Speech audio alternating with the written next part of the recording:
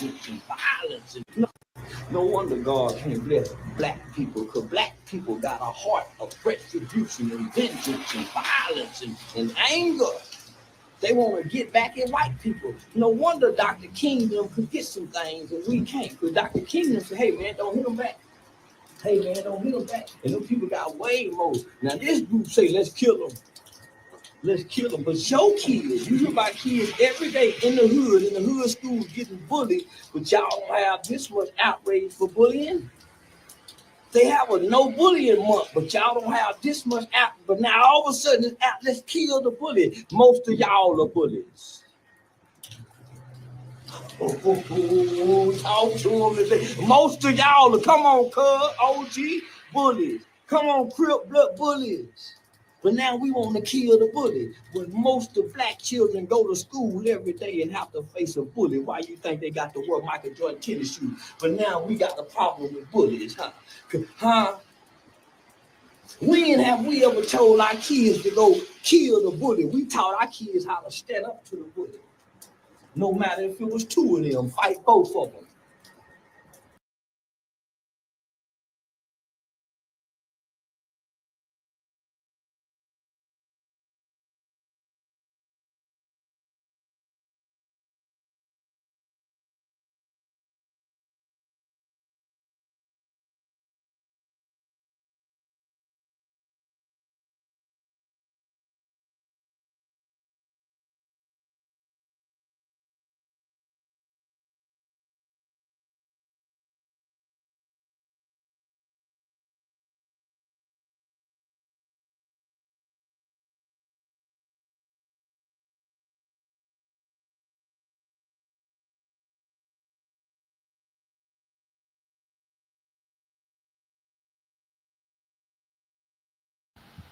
They say he's getting bullied. They say I don't know when I press that button. When I press that button.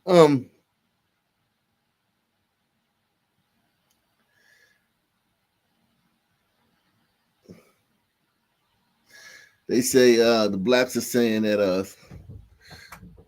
Austin and his brother were bullying. They got this whole story, a whole elaborate story. They had been bullying Carmelo for a while. And then when the incident happened, they took Carmelo's phone, threw it down, and stomped on it. And Carmelo was like, man, I finally had enough. And that's why he stabbed. That's why he stabbed Austin.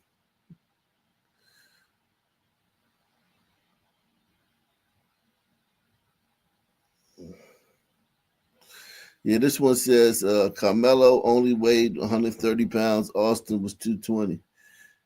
Yeah, that too. They saying that too. Shout out to Sam I Am, man. He says salute to Auckland, all the nation.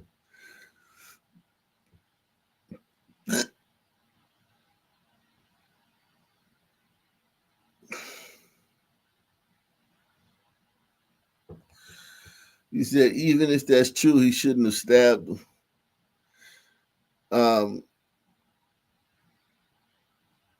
Well, that's not the rules of Blackistan. Blacks is like, you playing even if there's true game? Okay, well we'll give you some more bullshit. Blacks, you can get stabbed in Blackistan for disrespecting somebody. Blacks will stab you over disrespect. They'll justify that. A pattern of bullying,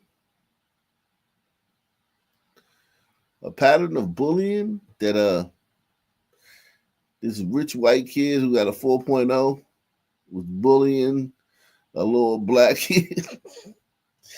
This rich white kid with a 4.0 from one school was bullying a black kid that fight all the time and hang around the other bad black kids. He was bullying him. So that's that piece of legislation has been passed. Black people have passed that piece of legislation. I tell you, man, blacks are good, man. We good, man. We good, man.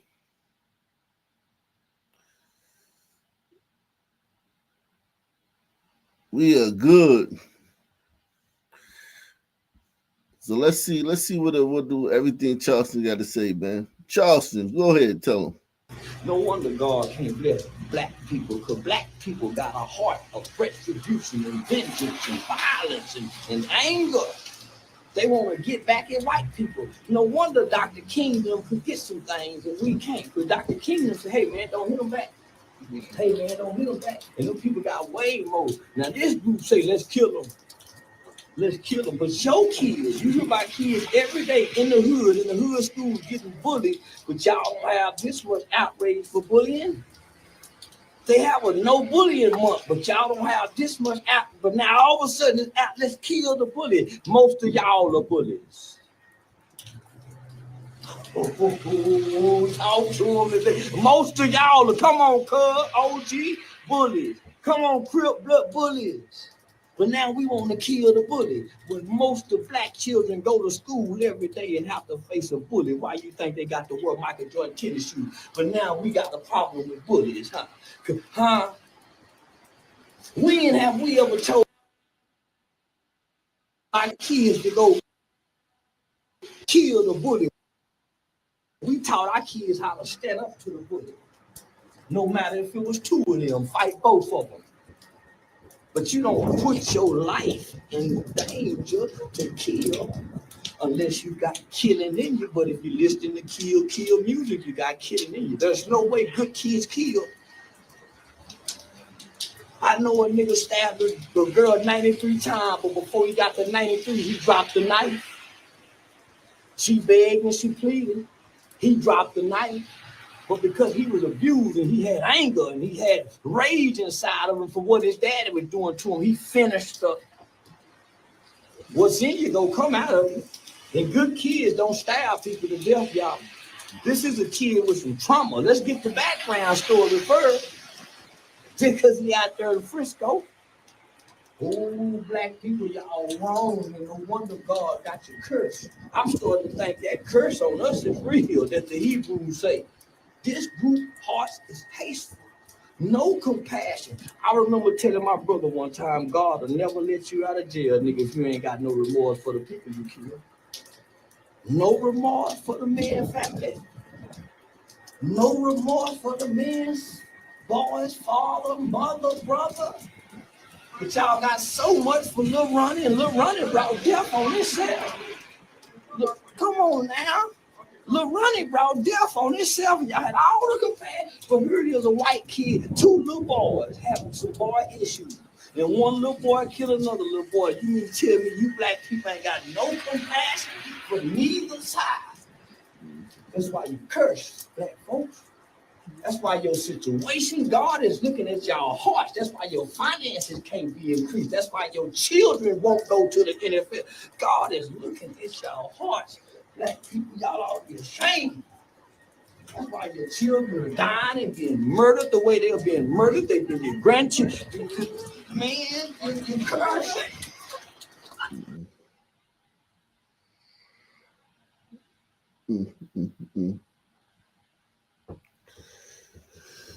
Well,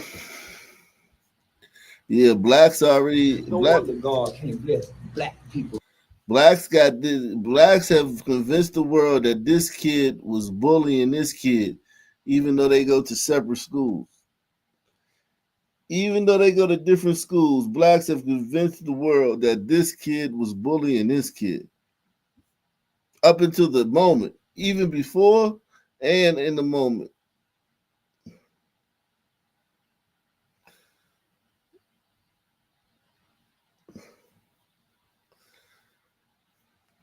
Here go another one. He said, white boy had it coming. Who's next? White can't touch us blacks anymore.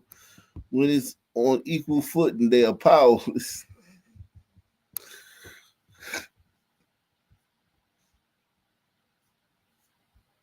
Shout out to Sam I Am, man. Boy Kachina says, you think they flew that polar orbit SpaceX mission this week just for the firmament, friends? Merch, stab resistant hoodie. Salute to you and the nation. Number one, and hit that like up. At least you starting to see, Boy Kachina, that this stuff is real.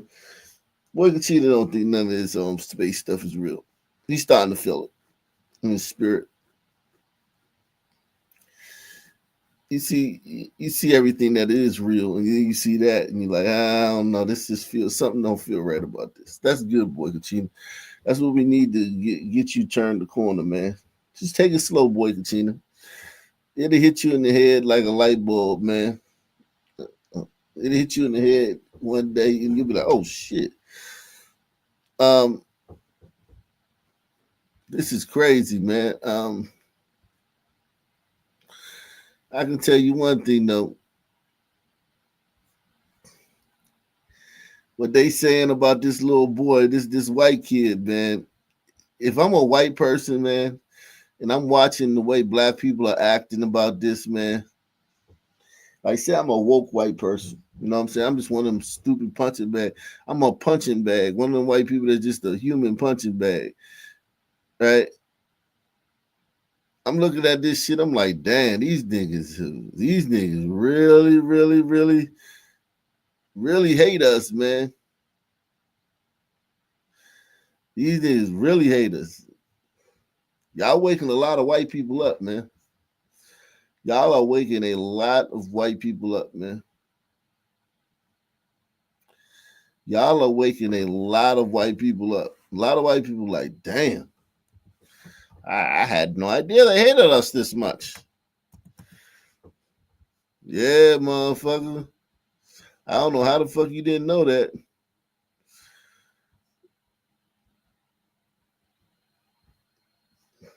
I don't know how you didn't know that.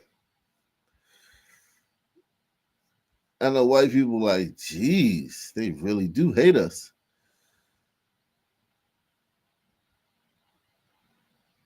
Oh my God. Better late than never. And then there's some white people that's still gonna lead, that's gonna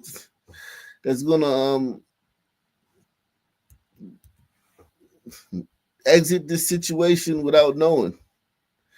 There's some white people that's going through this whole situation and acting like they don't see the fact that niggas hate the shit out you. Niggas hate the shit out of white people, man. It's like people that work like in corporate America and they're gonna act like, hey, yeah, this white kid could have been bullying the black kids. And now, don't get me wrong, there have been instances where white kids have bullied black kids. But the facts don't support that in this one. The facts don't support that at all. The facts don't support it in this case. All the facts support that these kids just met that moment. That was the moment they first met. That was what the facts support. All the facts support that these kids met that moment for the first time. None of the facts support that this kid, this white kid that goes to one school with a 4.0 grade point average and captain of the football team found time in his schedule to bully a little black kid who's a wannabe hoodlum from another school. I know I got book clubs, I know I got tutoring, but let me run over to the other neighboring school and bully this little wannabe gangster. And then one day we're going to meet up at a track meet and he's going to say, I finally had enough and stab me to death. Black people don't believe that. I'm telling you. Black people don't believe that. They're just saying it because it sounds, because you're believing it. They're just throwing a bunch of bullshit out there, and this one stuck, and they're like, oh yeah, oh okay. Black people do not believe that. There's not a nigger out there that's saying that believes that. Press one. There's not a nigga out there that's saying this lie about Austin Metcalf was bullying Carmelo Anthony. There's not a nigga out there that's saying that truly believes that. They just found some bullshit that you stupid enough to that stuck a little bit to the wall. Some bullshit that stuck to the wall a little bit. They found some bullshit that stuck to the wall a little bit, and they're like, oh, okay. They threw everything at the wall, and this stuck.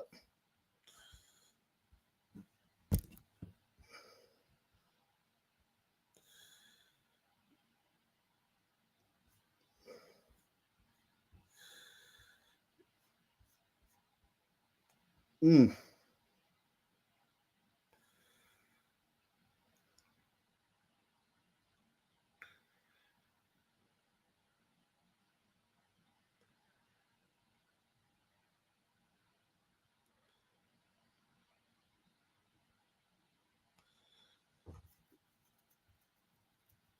Um,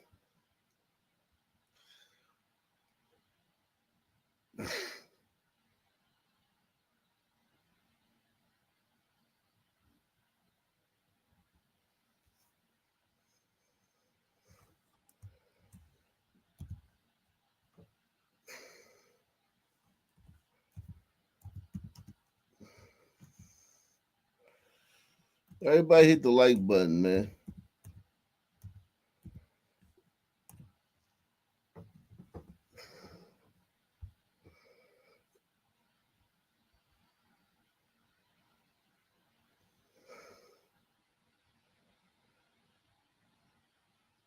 He said that side of Twitter don't even care about Austin Metcalf. They just want an excuse to hate black people. So he's saying that white people are using this as an excuse to hate black people, man. This ain't got nothing to do with Austin Metcalf, man. Y'all just using this as an excuse to hate black people, man.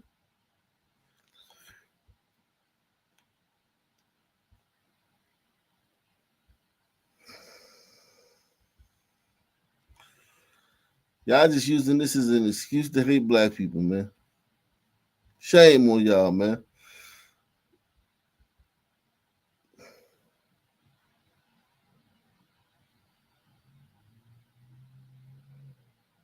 And here goes the dumbass father. Here goes the dumbass father.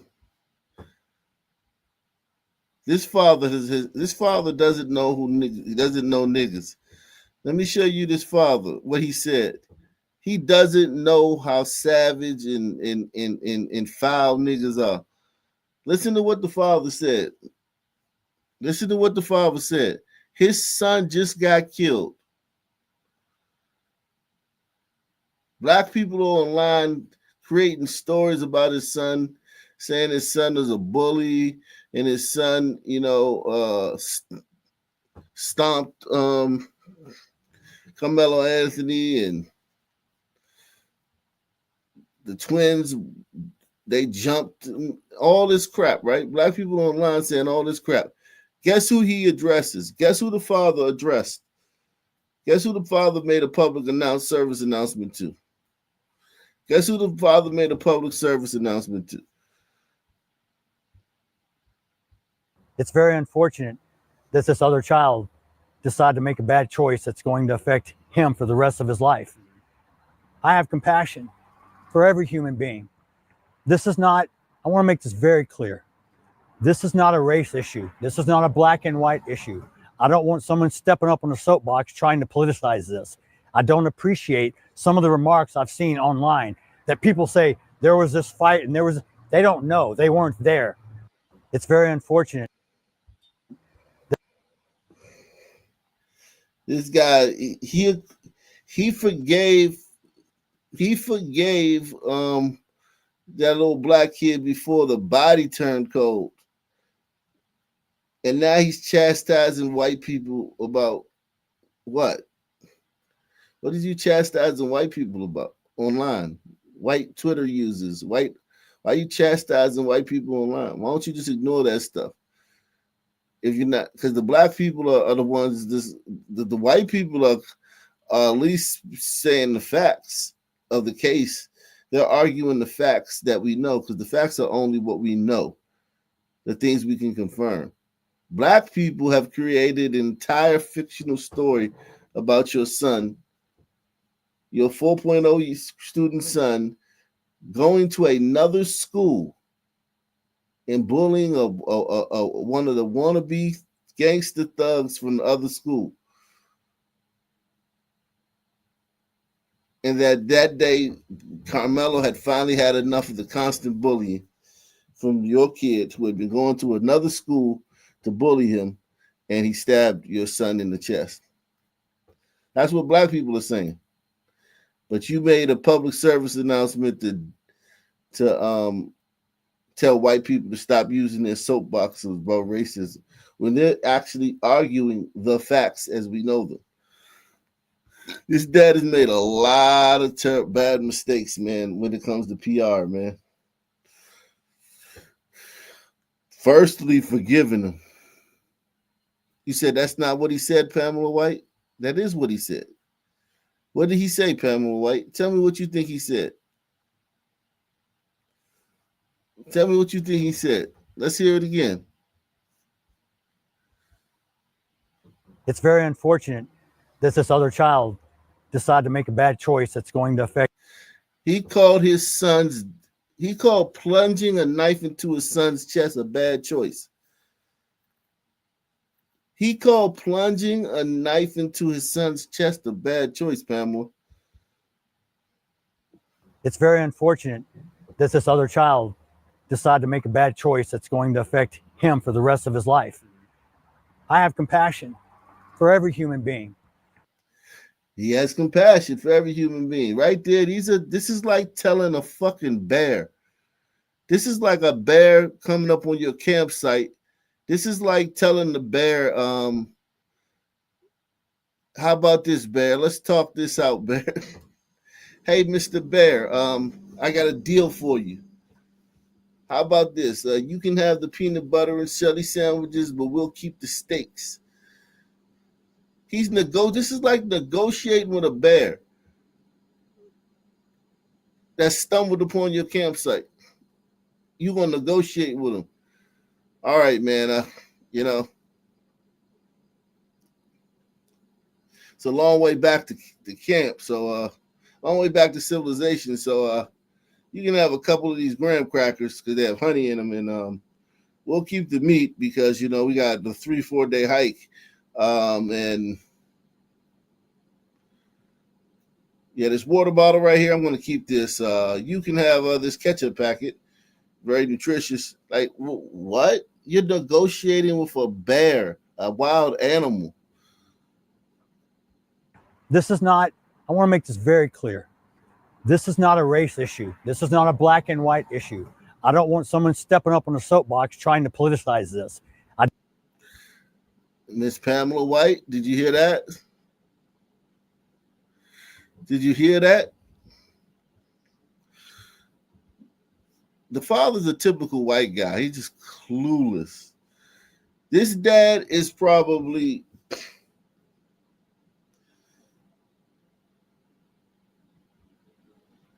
closer to Tim Walz than he is to this dad is closer to Tim Walz than he is to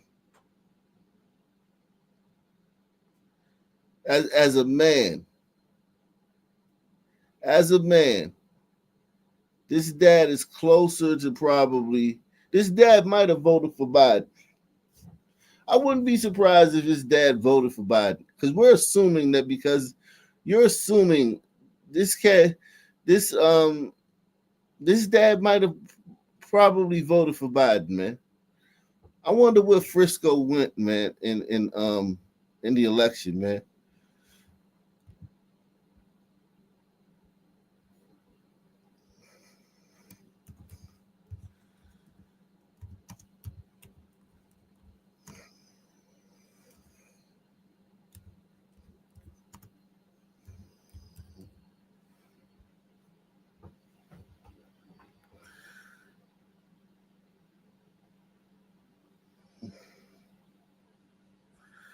This is Collin County.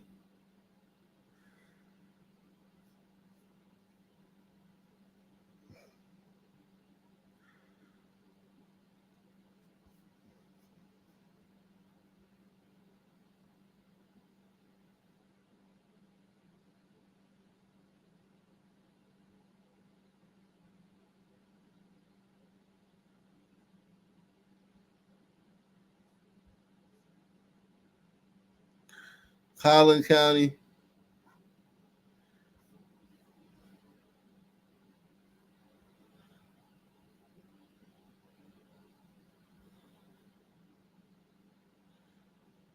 I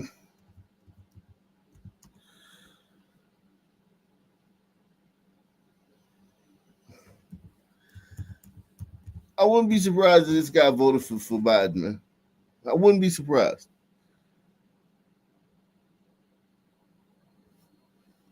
I wouldn't be surprised at all.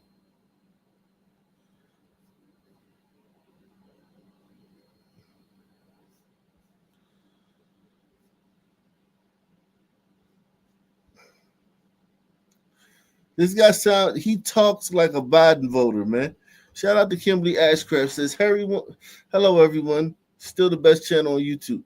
This guy talks like a, listen to what he just said. I want to make this very clear.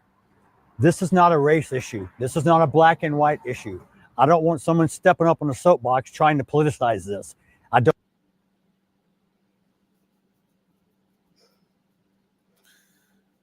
Yo, he's Tim Walz without the tampons, man.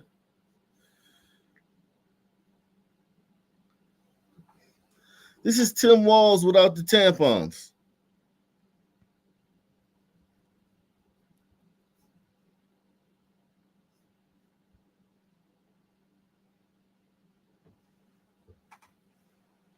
You said they voted 54% Trump and 43% Harris.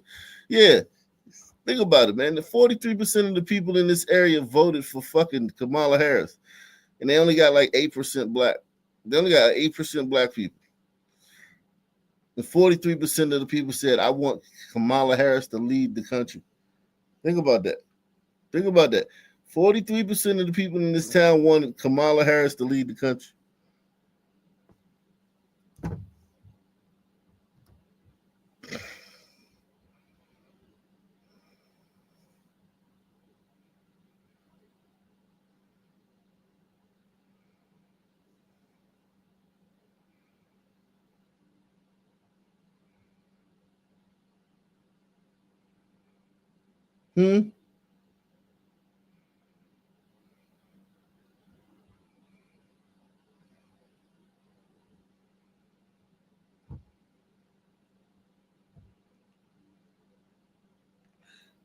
Think about it.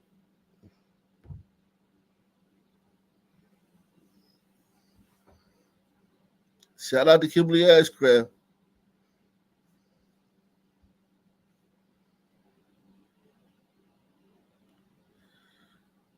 So he told the racists, man, hey, man.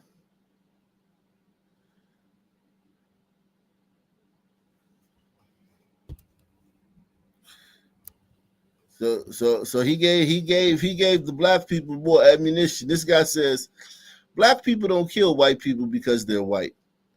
That's what white people do. This case is unfortunate and sad story.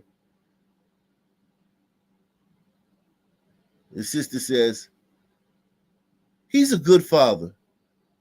And he's also pissed off that the racist white people are trying to speak on behalf of his late son. I would be too. They were just itching to use this as an excuse to be racist.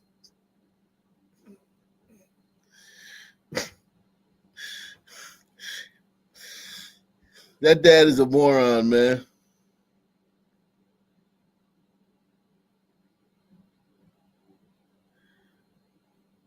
He said boomers when their kids get murdered. He just made a mistake.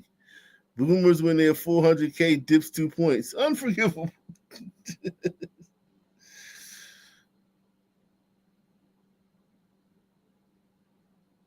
This one said, I knew all the information had not been put out.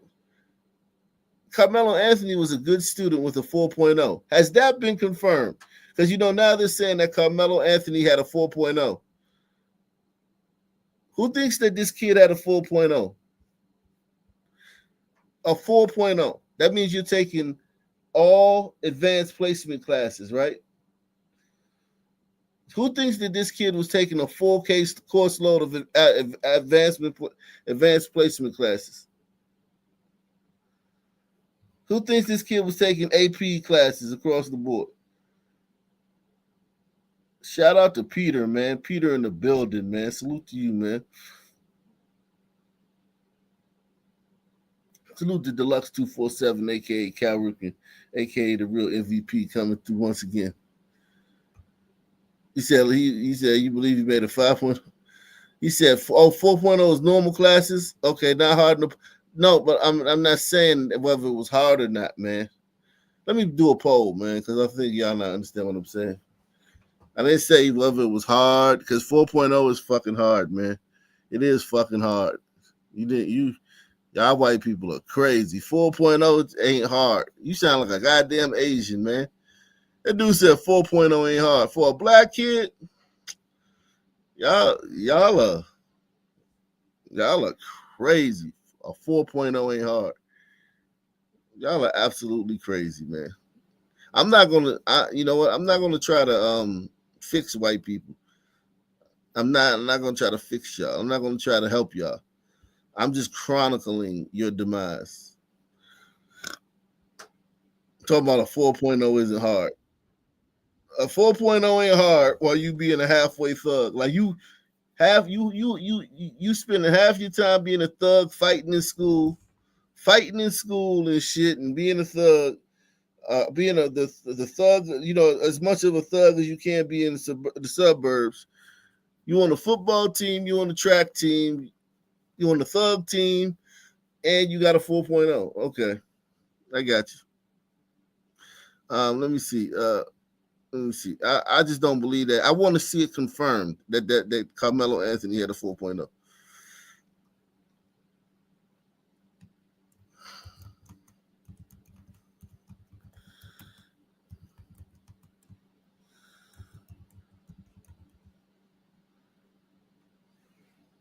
I really want to see that, man.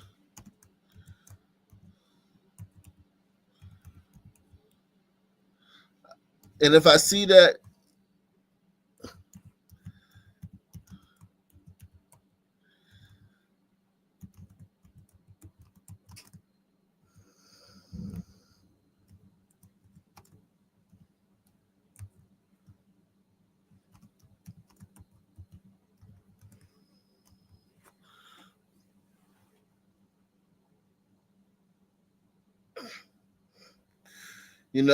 I just want to see it, man, because everything is one thing about lies. They say tell a big lie. You know that the 48 laws of power says if you're going to tell a lie, tell a big lie. Tell a big lie.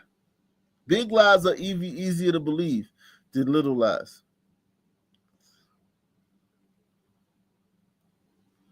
Big lies are easier to believe than little lies.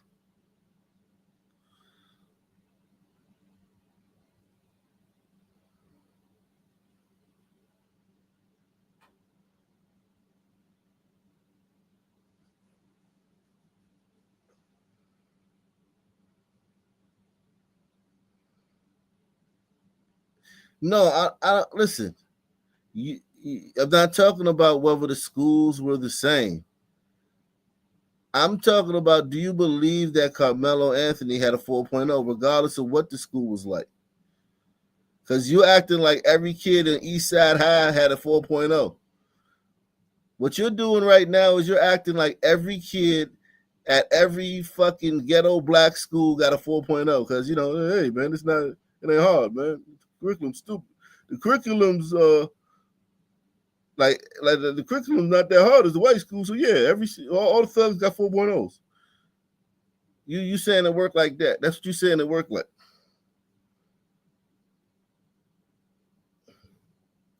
Do you understand? To have a 4.0 in a black school, you still have to have a 4.0 in their curriculum, which takes, coming to school every day, which takes, not getting suspended for fighting, which takes, doing all the work, which takes, doing all the homework every day, even though, yes, it's not the same as the, other schools, but you still got to go home and do the homework every day. And you got to take the test, and you got to pass the tests when they have them. And you got to.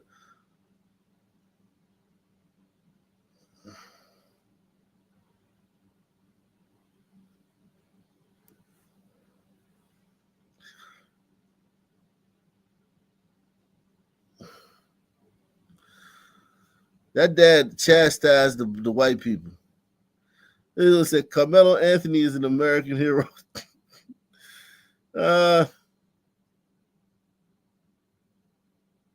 This guy says, this is interesting. Why is the dad doing so many interviews? And why I feel the need to say this is not a race issue and you weren't there. But he himself wasn't the cause. He said he got there as soon as he could after hearing about it. Seems a bit odd. If my child got stabbed in the heart, I'm not doing any interviews, and I'm not even mentioning the word forgive anytime soon. Something is off with Pops. I don't think so. I think Pops is just a white guy.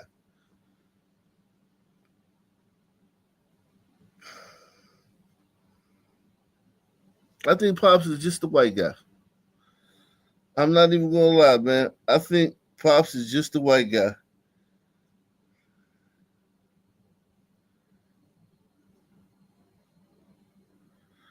I think Pops is just a white guy, man.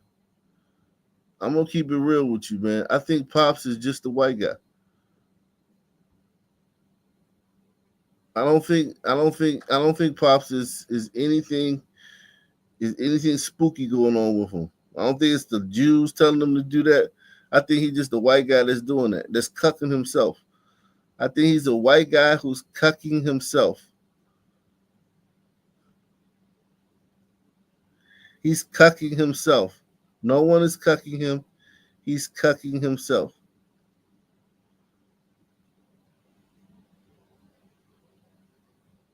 I don't think anyone is cucking him. I think he is cucking himself.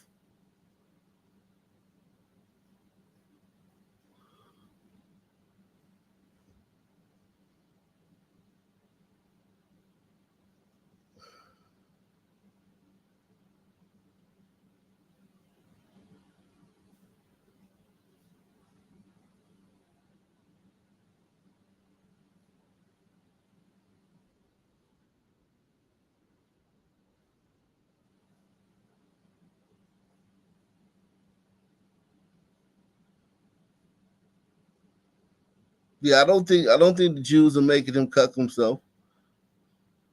I think he's cucking. I think he's cucking himself.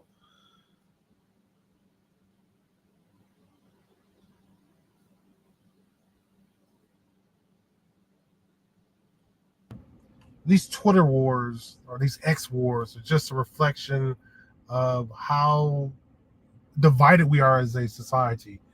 Austin Metcalf, 17-year-old white kid, was killed, stabbed to death. He's sustained a stab wound to the chest after an altercation with another teenager, a black teenager, at a high school sporting event. And a lot of people question why the black kid had a knife in his backpack. Yeah, pretty valid question. But so anyway, here's a breakdown. The black kid went into sat underneath the tent or near a tent for the opposing team. Apparently, he was talking smack, according to one side of the story, and Austin stood up and confronted him. Basically, told him, "Hey, you're sitting in the wrong area," And apparently, the black kid didn't want to move. And at a certain point, according to one side, the black kid who stabbed the white kid said, "Hey, touch me and find out." And the white kid shoved him, and the black kid pulled out a knife and stabbed him. Now, the Austin, the white kid, his brother was there on the scene. He was actually there when he bled out and died. Now, there's two conflicting stories. I wasn't there, so I'm not going to pretend like I was there, but I will sort of analyze my thoughts, analyze both sides of it. First of all, when you go to sporting events, you got to understand that, well, just in society in general, a lot of people are just unstable, and sporting events is an outlet for people to display their rage at other people, other groups of people. So it's not always racial, it's just how our society is. So sitting in the wrong section and then talking smack, not a good move. Another, on the other side of it, the other kid, the white kid, getting up, putting his hands on the black kid, pushing him, not a good move. Now, I'm not saying that justifies stabbing somebody in the chest. I'm not saying that, but I'm just saying you do have to use good sense when you're dealing with people in public. The white kid told him to move. The black kid, he had a right to stay there and be a jerk. You have a right to be a jerk in society. You have to be willing to deal with the consequences of that.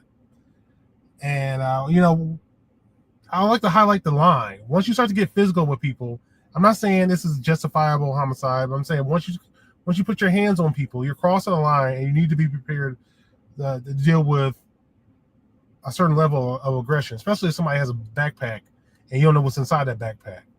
So it might be a good idea in that situation to put some distance between you and that person who may be hostile. Just something to really think about, something to really consider. Again, I'm not blaming one side or other. I will say this. I'm not going to stab somebody over a dispute over a spot at a bleacher at a sporting event. I mean, that's ridiculous. I'm not going to do that. It's interesting seeing how the father responded to that.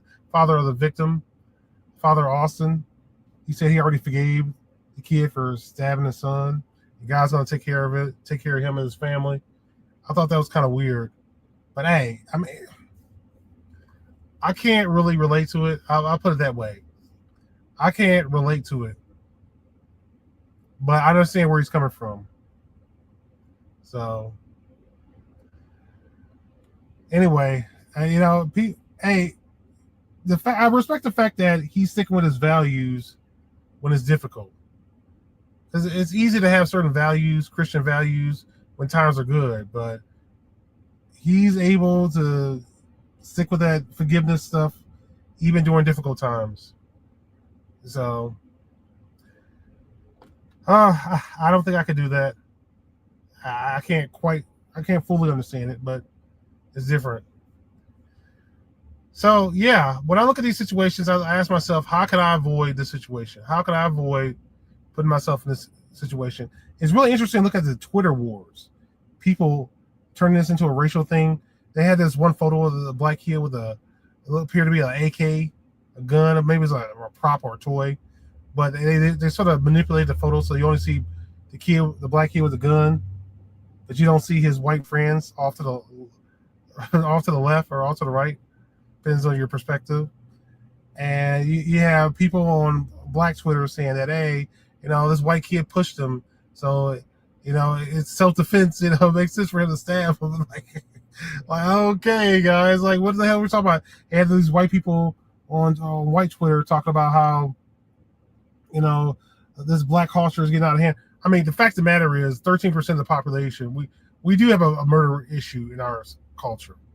I mean, when it comes to the black population, we only represent 13% of the general population, but we represent about at least half of the murders in the country.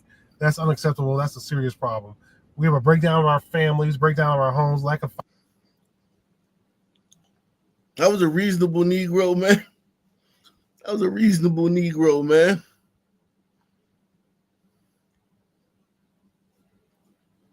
That was a reasonable Negro, man.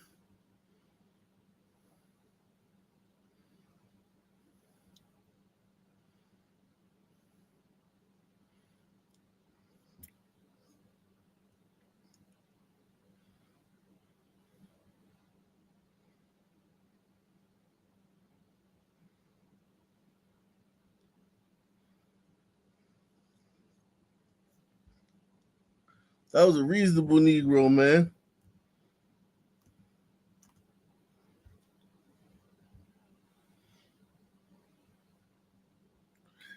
Shout out to my man, Black Conservative Perspective, man. His videos, He died in his brother's arms. They were twins, identical twins. And his brother was holding on to him, trying to make it stop bleeding.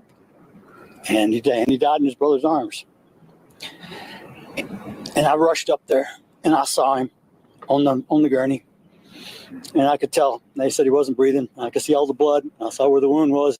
Austin, his father shares, was born 2 minutes before his twin brother Hunter, the two inseparable. As you can imagine, Austin is being remembered as an outstanding student at Memorial High, his football team's MVP, and a young man of faith.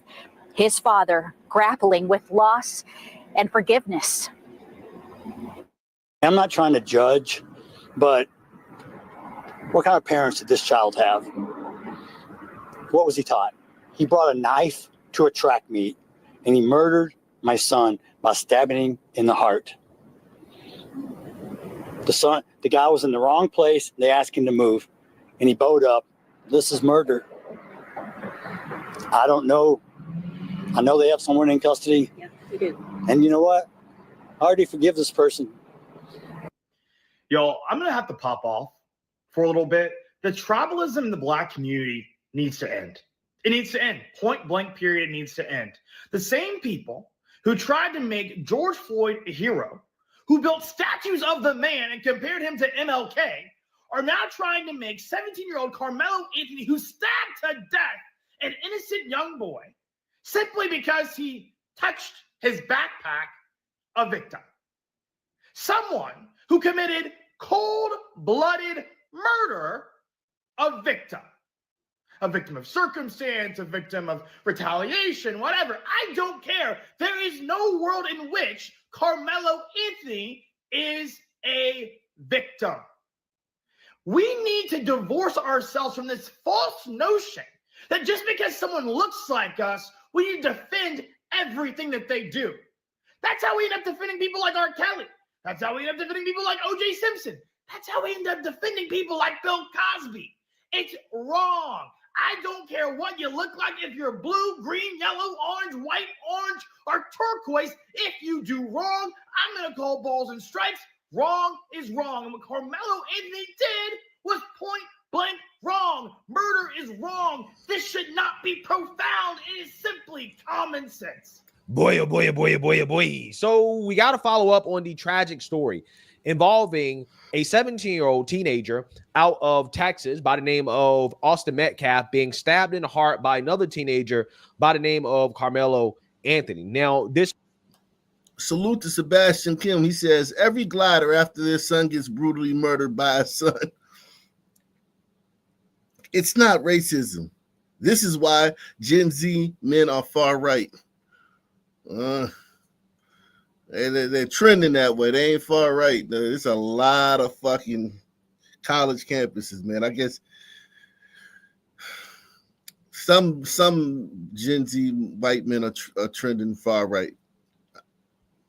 This story has essentially become a story about race instead of a story about why is it that we have this type of teen violence happening in this country, right? Which is what we really should be talking about. Okay, what is prompting these young men in this country to act out in ways that are so violent to the point where, again, we have teenagers stabbing each other in the chest over small, petty disagreements, right? But instead of that being the conversation, again, it's about race, because who you think is right and wrong in this situation apparently depends on which race are you rooting for, right? Are you team whites or are you team blacks, right? That is essentially what this has become. And it really is sad that we live in a country where you can have somebody that is clearly in the wrong, right? I mean, just clearly in the wrong, but yet you have a tribe of people defending something that is clearly wrong, defending murder because of skin color, okay? And this father here, okay, who is extremely upset with the death of his son,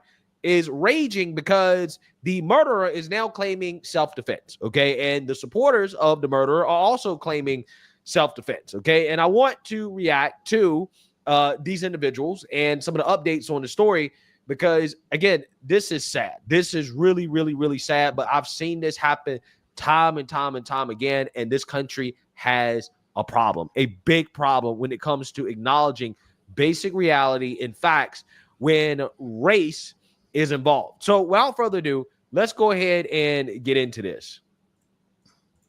WFAA has obtained new court documents revealing how Austin Metcalf was stabbed to death at a track meet in Frisco. Police say another teenager had fresh blood on his finger when they found him at Kirkendall Stadium. The affidavit shows that when officers arrived, Carmelo Anthony told them he got into an argument with Metcalf.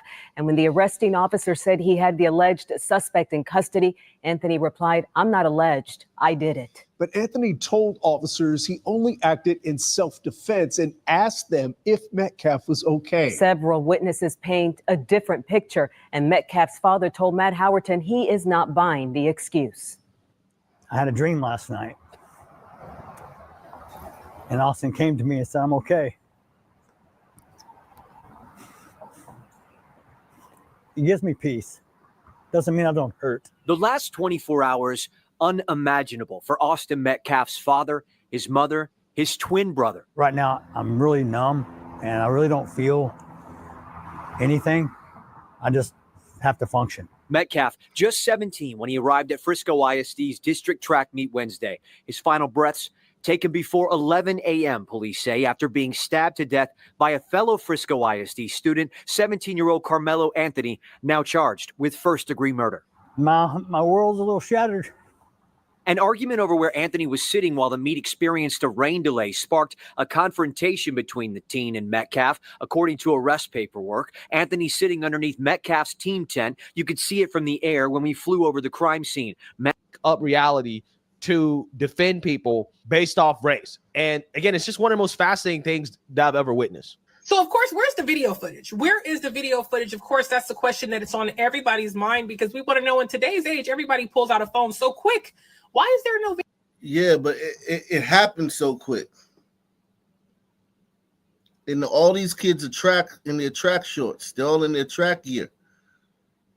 All these kids are in their track gear, those little flimsy shorts. I don't think enough people had a phone. And if you go by the facts, now I know this woman's probably not going by the facts, but the facts as we know them, just the facts, just the things that we know to be true, nothing else but that. There was a few words said, and then boom, the knife to the chest. Video footage of the incident that happened down in Frisco, Texas. Well, remember the young man who I shared his post earlier where he said that Carmelo Anthony was a victim and was being bullied by the two twin white boys, right? Well, he actually has been responding to comments on that post that he made of people who were being racist, saying that it didn't matter. He still brought a... He was responding to people who were being racist on his post. What does that mean when she says people who are being racist? He was responding to white people who commented on his post. When she says being racist, she just means that white people were commenting under this post. This is the post we read from the uncle last night. Responding to comments on that post that he made of people who were being racist, saying that it didn't matter. He still brought a knife. Well, this is what he says. Allegedly, there is a video. He says those kids were bullies. They attacked one person, outnumbered him. What was he supposed to do? Oh, but I forgot. It's only self-defense when it's convenient for you. It's called stand your ground. He said there is a video. You'll see it in court. Just wait. Stop letting race baiting. The uncle, Carmelo Anthony, says there's a video. And we'll see it in court. So you've seen the video that is in evidence. Okay, so the uncle's seen the evidence of the video, allegedly. You can't believe anything a nigga say. That's the thing about me, man. I don't believe in nothing a nigga say. I'm talking about I don't believe anything a nigga says. Headlines cloud the truth. This isn't about color. It's about right and wrong. These kids were bullies. They attacked and outnumbered him, which is really interesting because now we know, wow, there is video footage and he's standing 10 toes. Yeah, there's video footage, but he hasn't shown it. The only proof that there's video footage is that he said the uncle said there's video footage, but he's not going to show us. And you And that proves that it's Carmelo's innocent because the uncle said this video footage. What if the video footage shows that Carmelo? What if it shows what we saw? And there's video footage underneath the tent. This incident happened under the tent. So if there's a security camera at the stadium, would the security camera be able to catch something underneath the tent, ma'am? Goes down that this video footage is going to exonerate Carmelo Anthony. So I really wanted to come on here and talk about the Carmelo Anthony situation, bro. So this is what I'm hearing from my point of view. And if I got a mistake, go ahead and correct me in the comments. I'm not tripping. So a black male was sitting under a tent in the opposing team side. Two people came and confront this black dude and tells him, hey, you need to move. You're not supposed to be on this side. Bro didn't move. He stayed there for whatever reason. I don't really know. These two kids decides to punch him, break his phone, and beat him up. The black male proceeds. Stop letting race-based. And if I got a mistake, go ahead and correct me in the comments. I'm not. It tells him, hey, you need to move. You're not supposed to be on this side. Bro didn't move. He stayed there for whatever reason. I don't really know. These two kids decides to punch him, break his phone, and beat him up. The black male proceeds to take a weapon out of his backpack and use it for whatever reason. Keep in mind, I did say two people came up to this one individual. Two. So now let me get to my standpoint of what I see. This really hurts me to say this, bro, like dead ass serious, bro. As a black community, we have to do better, bro. I'm seeing freaking people of my skin like reposting bullshit, bro. Wait till the full story come out and then fucking repost it. I'm seeing people say, why does he got a knife at a track meet? What? Bro, this dude is black. Y'all don't know what we go through, bro. This dude could be living in the ghetto, bro. Real shit. In a world where George Zimmerman walked free for going out of his way to kill an unarmed innocent black teen for walking in a neighborhood, when Curtis Reeves walked free for shooting someone because they threw popcorn on him during an argument, when Daniel Perry walked free for going out of his way to kill an unarmed homeless man, when Kyle Rittenhouse walked free for going out of his way to cross state lines to shoot protesters, I refuse to have sympathy for a white kid who started a fight that he couldn't finish. Keep your hands to yourself. This is an unfortunate case of self-defense, and I give my condolences to all parties. It's weird that y'all are using this tragedy to be racist, completely tarnishing the fact that a kid lost his life. To the point where Austin Metcalf's own father had to come out and say that y'all need to stop making this a race issue. Tragedy to be racist, completely tarnishing the fact that a kid lost his life. To the point where Austin Metcalf's own father had to come out and say that y'all need to stop making this a race issue. So I refuse to believe that this boy just acted off of emotions or whatever. So when you read it. She refuses to believe that a black kid acted off emotions. She refuses to believe that a black kid acted off of emotion.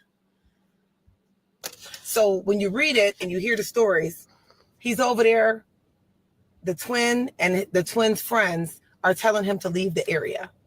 Not only just telling him to leave the area, they say over a dispute over a seat. It was way more than a dispute over a seat. They grabbed his belongings, his bag, started stomping all of his stuff, threw his phone, stomped on his phone, all these other shenanigans, right? I don't know where the coaches were. I don't know. But it's like, be for real. These phones, these are not these little Nokias that we had back in the day. Phones cost some real money right now. So anybody's going to feel away if you're destroying their stuff. We don't know if the story that's being told by the children under the tent for that team is the truth or not. We don't know if he was trying to get his stuff. We don't know any of that. But what we do know is if you read the stories, he was jumped. It wasn't just the twin and him going back and forth. The other kids were like jumping on this boy. And as far as it goes with why did he have a knife? This is Texas. I only been there once, but everybody got something in Texas. Yeah. So you seen that, you heard that. Okay. So woo.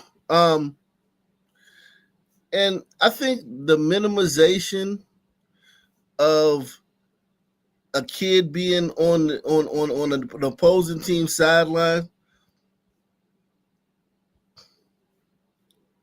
We saw an incident a few weeks ago in the NBA, right? This is an incident a few weeks ago in the NBA. So I'm gonna break it down to you. This incident that happened in the NBA a few weeks ago. So Steph Curry, he hits a three, right? And after he hits a three, he walks over to the Detroit Pistons sideline. All right. Steph Curry, he hit a three, boom. And there's a timeout, right? There's a timeout after he hits the three. So he runs over to the Detroit Pistons sideline and walks in front of the sideline. And a player from the Detroit Pistons pushes him out the way. According to black people, listen, this is according to black people, Steph Curry should have plunged a knife into this guy's chest. Okay, so he hits the three. He walks over in front of their bench. This guy pushes him away. Steph Curry should have plunged a knife into this guy's chest.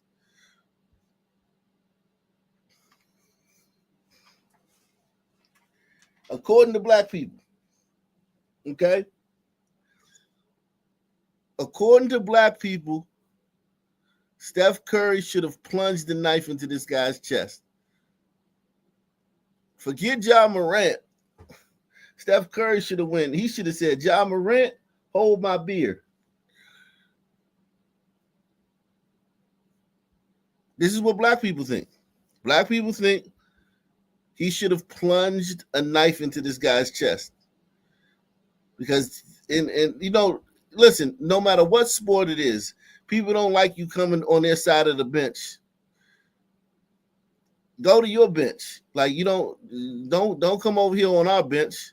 Go to your bench. Don't be coming over here on our bench or our sideline. Stay on your sideline. Don't come over here. Because they're acting like, well, I know why they're acting like that, because they hold white people to a very high standard.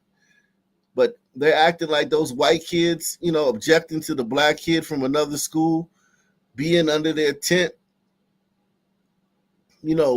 trolling them and actively cheering for the other team while under their tent. They're acting like, well, white people should just eat shit. Press 1. Why couldn't the white people just eat some more shit? But these are just high school kids, man. They're like, yo, man, you got to leave, man. You can't be under our tent cheering for your school.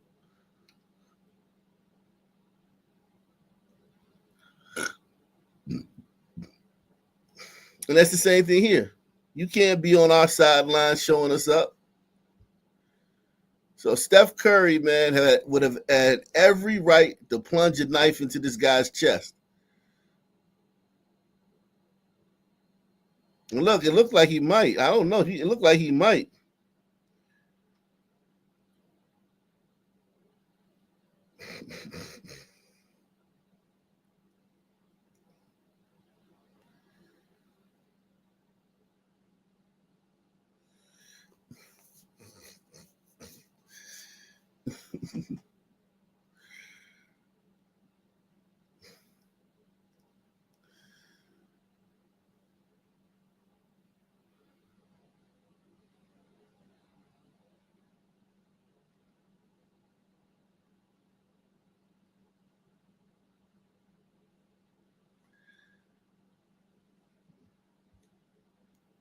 So, I mean, it's just odd, man. We hold white people to such a high standard.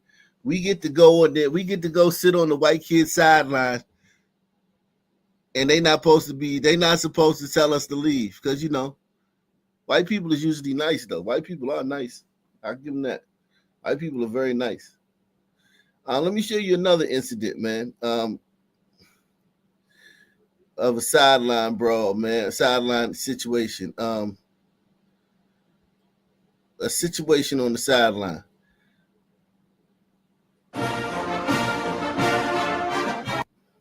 So this was in 1980, but this is a long time ago. This is legendary coach Woody Hayes, man, of Ohio State.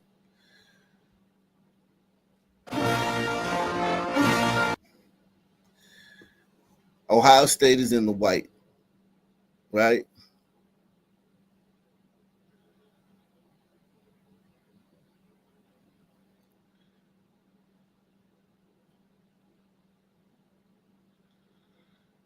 So the guy from Clemson, he gets up and taunts his bench.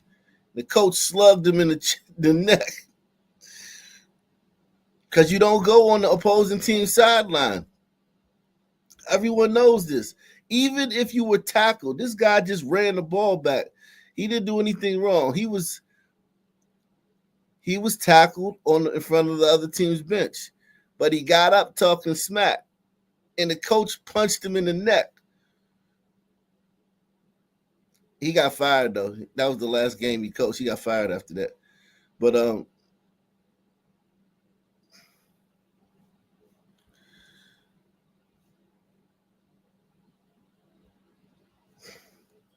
white people don't get to do that. White people are different, man. They nice, man. White people are very, very nice, man.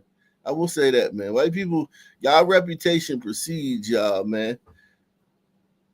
So this whole notion that like there's no one ever gets mad when an opposing team is on their sideline, or no one ever gets mad when the opposing team sits on their bench. No one ever gets mad when the opposing team comes and sits in their dugout.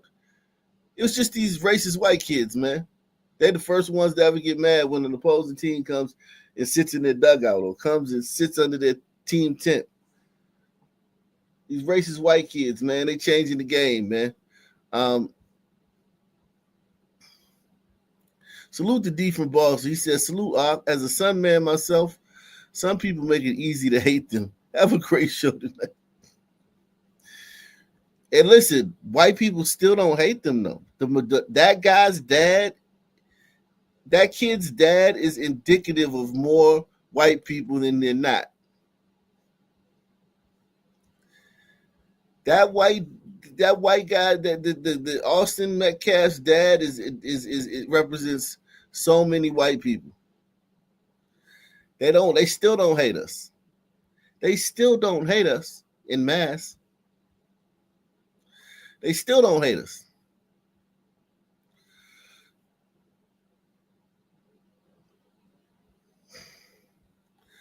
Shout out to IA, man. IA says, that was the funniest analogy I've ever heard. Take my money. Yeah, salute to you, IA, man.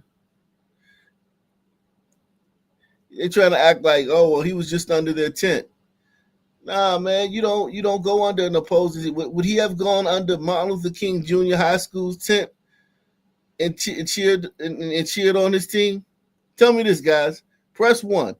Do you think Carmelo Anthony would have gone under Martin Luther King Jr. High School's tent and been cheering on his team while he was under their tent? I just want an honest answer, man. Do y'all think if they were having a track meet against Martin Luther King Jr. High School, he would have gone under their tent and been cheering on his team?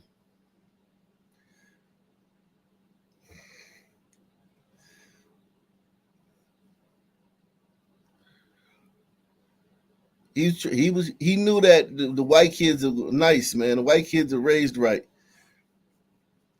so he tried to punk them. And then when they stood up for themselves a little bit, he killed them. That's a bully. That's a bully. He tried to punk the white kids because he thought they were soft. One of them stood up for themselves and he killed him. That's what a bully does. That's the behavior of a bully. They try to punk you. They think you're soft. You step up for yourself and then they fucking kill you.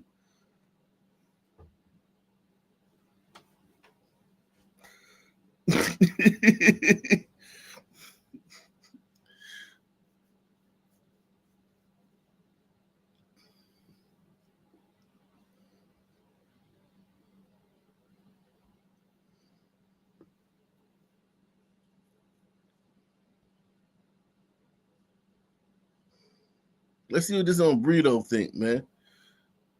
I told y'all, as the story fucking breaks, y'all are seeing that these kids were the aggressors. This dude was the actual fuck. I told y'all, as the story fucking breaks, y'all are seeing that these kids were the aggressors. This dude was the actual fucking victim defending himself. And if you didn't know that they were trying to paint him out to be a menace, just go look at the last video and go read all the fuck. Black and Brown Coalition, man. And comments that are in the section. Now we're finding out that witnesses are saying that they went and fucking physically assaulted this dude. Look, when young people die, it's a fucking. Actually, no witnesses said that. No witnesses said that they assaulted him. That's his uncle. His uncle said that. His uncle, who was not there and is doing, going on a press run, but no witnesses said that. I've been all over this story. No witnesses said that. Fucking tragedy. When young people do something horrible, it's a fucking tragedy. People, just take this lesson from Theophil. Mind your own fucking business. You see somebody stealing meat from the grocery store. You didn't. Somebody sitting in the wrong seat and it's not your seat. Don't say shit to them. Also, a lesson in throwing hands. Just throw the hand. But more importantly, parents, you got to teach your kids to mind their own fucking business. They're not the fucking authority. There's a line to be drawn, okay? If this kid were assaulting a girl and then them kids want to, then that's a whole different story. But if somebody's doing something slightly inappropriate, mind your fucking business.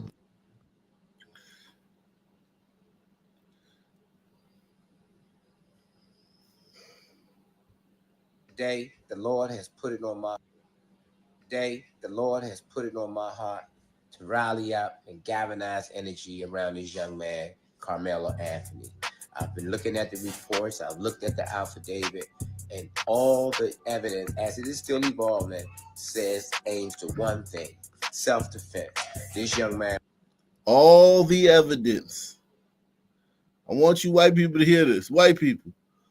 All of the evidence says self-defense. It's an open and shut case, white people.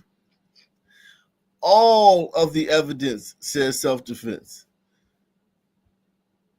All of it. He's looking at it. From what he's seen, all of the evidence points to self-defense.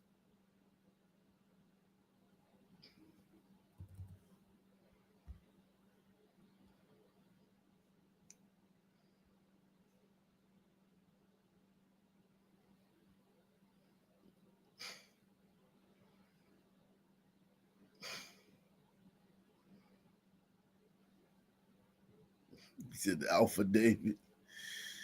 Link in the description box. If you want to come up, man, you can come up, man.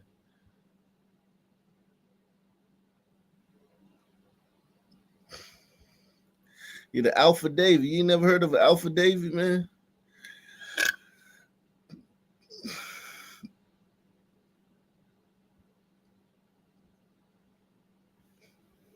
Man went to a track meet. He's actually a track runner and sat at the wrong tent and was approached with violence. And he did what he could do at the time under the distress and fear at the moment to protect himself out of fear and distress. The news has took this story. They have changed it around. They have posted all type of things on social media with him with an airsoft pew-pew, trying to portray him as a gangster, as a thug. He has no criminal record, has no run to offense. He has a 3.7. So now it's a 3.7. Okay, so he's got a 3.7 now. And he has no criminal record at 17, which is, listen, man, the bar is in hell. At 17, he has no criminal record, allegedly. And I would like that to be verified. I'm not even gonna lie to you. I would like that to be verified. Because I was a teen at that age, and I didn't have a criminal record. But I had done so much shit. And they had thrown, they throw the stuff out. You know how teens are, how black teens get treated. They take you home, or you got the mom begging for the kid to be arrested. Press 1. Not having a record at 17 as a black teen does not mean you the haven't done story. shit. They have changed it around. They have posted all type of things on social media with him with an airsoft pew pew, trying to portray him as a gangster, as a thug. He has no criminal record, has no run into offense. He has a 3.7, guys. All right, and independent witnesses in the affidavit are saying he was approached first. So where is this thing where we're trying to? So he said witnesses say he was in the affidavit said that he was attacked. Now he's saying he was approached. So he was approached first, so he get to stab you in the chest. That I'll give him this. This is black culture. You approach me, nigga, I get to stab you in your chest. That's true. But this is the thing about black folk. They understand the law. The law is not, that's the law of Blackistan. That's not the law of the land. The law of Blackistan says, yeah, I get to stab you in your chest because you disrespected me. But and I completely understand that, man. I'm not gonna sit here and act stupid. Like I don't understand that that's the way it goes in Blackistan. And that, I act accordingly to that, man. I know that's how niggas think. But that's not the law of the land. Categorize him. In the United States of America, we have this thing called proven is innocent until proven guilty. He's now sitting in an institution right now, guys, with a bail of over $100 million from the last time I checked. We need to galvanize someone and to reach straight out to the family to make sure it's legitimate, right? And we need to start a fund, first to raise money to get him out of prison, and two, to get him the best legal advice he can possibly get.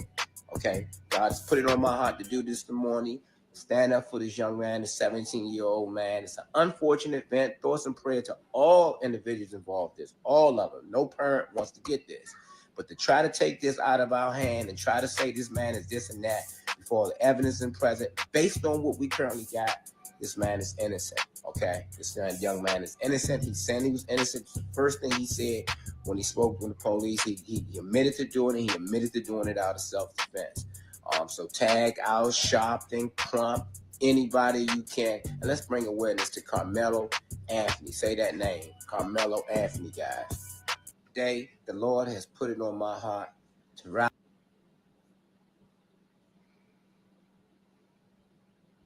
Everybody's talking about this story regarding Carmelo Anthony. Everybody's talking about this story regarding Carmelo Anthony and Austin Metcalf down there in Frisco, Texas. Austin got unalived. A lot of people are trying to make it a race issue, and it's not. It has nothing to do with that right there. But a lot of people are attacking this young man and are showing the negative side and everything. But I want you to see him in his positive side because this was self-defense. The story that's being told, Carmelo, he was sitting up under a tent, under the wrong tent and everything. That's what they said, under the wrong tent. And Austin came over there, told him to move. Said Carmelo got aggressive with him and everything, and then stabbed him with a knife in the heart and everything, and he passed away. That's not the full story. First off, Carmelo had permission from another coach to go over there and set up under that tent. He had permission. Another thing that was said and been spread out far and wide is that. So, all right, wait a second.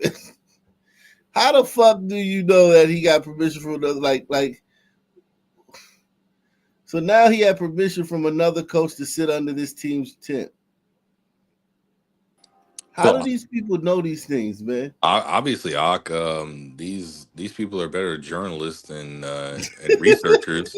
Right. No, really, they're better journalists and researchers than you or I. Apparently, there's an affidavit out. I have not seen that. I've not seen an affidavit out there. They know a lot. They know a lot of shit, man. I mean, we can just call it right now, I guess, man. I mean. But I will say, from a tactical standpoint, and I was listening to what you were saying earlier. For me, I'll admit, I don't know what happened there. There's no video. The fact that they're, trying to compare this to Kyle Rittenhouse, there was video and audio of what happened with Kyle Rittenhouse. So this is not comparable to that. But the next thing is that everyone seems to know the intentions, and this guy's a racist and this guy's a thug and yada yada yada. None of that matters at the end of the day, because at the end of the day, in order to be able to use deadly force lawfully, you have to be presented with an imminent threat of death or serious bodily harm.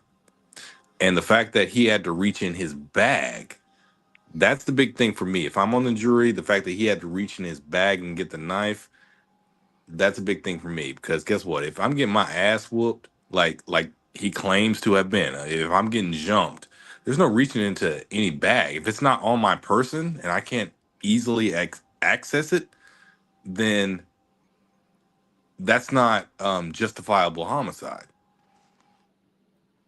But I don't think Carmelo's saying any of that. I don't know what Carmelo said. These are just things people on the internet say. But what I'm wondering is this: if they say he's being jumped, like the guy Austin Metcalf and his brother, they were big dudes. Wouldn't they leave a mark or anything?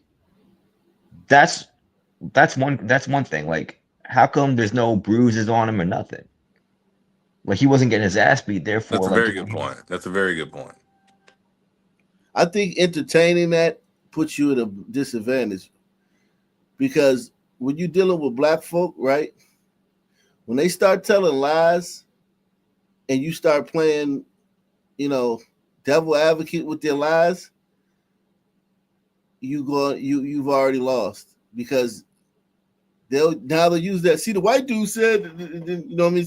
You white people gotta be very, very careful about playing devil advocate with black lies. You know what I mean? If you haven't learned anything from George Floyd or any of these other cases. we shouldn't entertain him at all. Is that what you're saying? Right. Yeah. Like anything a black person who wasn't there is saying right now is trying to minimize it or make Carmelo Anthony in a better light and Austin in a worse light. Now, with the white people, there is some of that. Don't get me wrong, but the majority of the white people are talking about things that the police said, or things that that are in the police report, or you know what I mean? The black people have all the inside information that no one's heard. If you look online, the white people are talking about, there was some kind of disturbance under the tent over a seat, because that's all that we really know for a fact.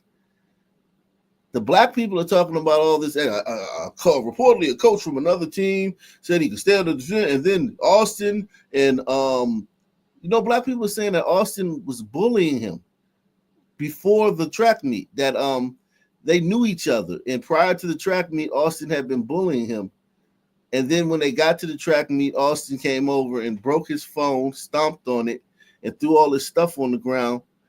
And then him and Austin's brother jumped the black kid, and then that's when he pulled out a knife. That's what probably 50% of black people think happened. Well, so But my confusion comes from, they're saying that Anthony was a star athlete. I think they said he was the captain of the football team. Anthony was a star athlete. Okay. So how many fucking captains of the football team are bullied?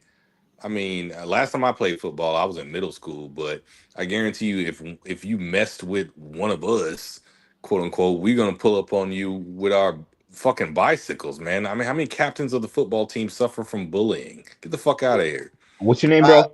By a 4.0 kid from another school. Well, I gotta. How many black team captains of the football team are being bullied by a 4.0 member of the fucking religious fucking church team from another school? Honestly, zero. He wasn't even, I don't think he was on the football team. Like, the guy's 130 pounds. The only way he would be is if he was the kicker. No, he was on the team. No, he was on the track team. He's a cornerback, and we don't know if he's 130 pounds, because remember, all of these is a lot. That kid, we don't know that kid's 130 pounds. I thought they had the police report, but that was probably falsified. It could be like Trayvon Martin. No one has shit. That's the thing. No one has shit yet. This shit happened a couple of days ago. Because I'm saying, like, that's what I was going to say earlier. Like, it's still an active investigation. The only way you'll know is if law enforcement does a press conference or they specifically tell you, but they only tell you what they want you to know. And so far, unless it's a police source like the chief or a detective or whatever, it's an active investigation. They're not going to say anything, even to like another agency. You know what I mean? Well, that's not even true. This isn't a mystery, but that's more the case when there's a mystery or that is unsolved. Like they said that he said I did it. They already said that that he confessed to it, and he said that could it be self defense? He asked him, could it be considered self defense? They charged him with first degree murder.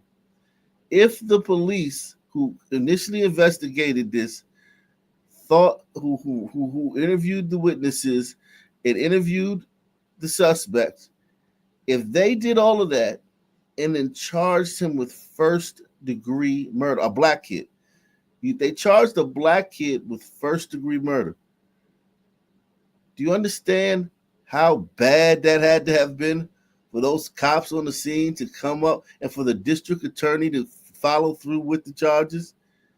Because in Texas, the district attorney is going to be 99% be woke. Well, like I said, if it was self-defense, it would be manslaughter. I thought it would be like second degree because he, like that again. That says whether he No, actually if it was self-defense, hold on. If it was self-defense, it would have been manslaughter. Well, yeah, true. No. If it was self-defense, he would never have been charged. Yeah, if it was self-defense, it would have been self-defense. But like you said, I'll give you this: if there was an element to, if they could. Because remember, Texas is very woke. People think this the 50s. Texas has been woke. People from Chicago and California have been moving there for decades. Louisiana, after Katrina, Texas, those cities are so woke. The cities are so woke. And this is Dallas-Fort Worth area. That area is insanely woke, right? So, for a black kid to get charged with first degree homicide, then the DA followed through with the charges, because the DA probably would have heard the cops said and been like, oh, we got to knock this down to manslaughter. The DA went through with first degree. Yeah, that kid, this is probably was worse than what we're hearing. Because you remember, white people are measured. White people are not over the top. White people don't react emotionally. If you look at all the brother, the parent, the mother, or the white witnesses, they don't react emotionally. They just tell the facts. If this was reversed, niggas would have been like, "Oh shit, man, he killed a man. He just stabbed him for no reason. No motherfucker, all he did was." White people are like, well, according to the facts, there was enough stuff, and so we don't. It could have been way worse than the way the white people are describing it, because they're just describing it like, hey, just the facts that we know, present at the time. You know what I mean? This shit could have been way I feel you more. on that one. You know what I'm saying? Because remember, he had his hand in his bag before anyone touched him. It said, touch me. And then he proposed touching. No one touched him, remember? He's the one that proposed, hey, if you touch me, you're going to find out. And then that's when Austin's stupid ass, like, grabbed his bag or something. Like, come on, my guy, let's get out of here.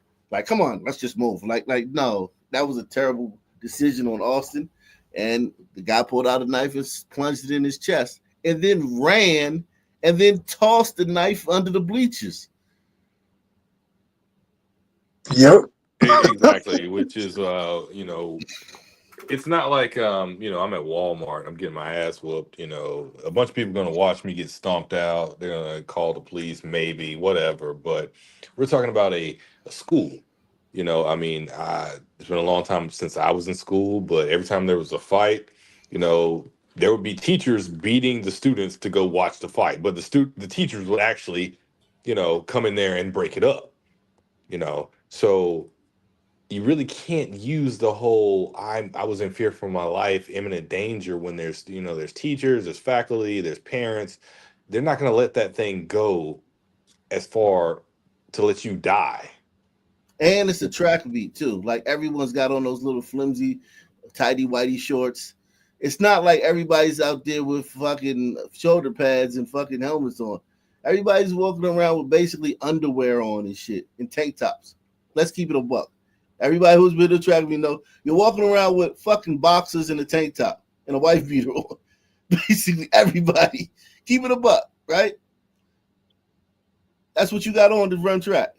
Right, you're I do wearing very think they tight fitting I clothing. think Yeah. they kind of jumped a little high though with the first degree. They often do that. They often jump high with first degree, hoping that the Not in these jury woke will. states in Texas. You've been following the show. All these woke judges in Texas, all these woke DAs in Texas. Where you been the last 5 years, man?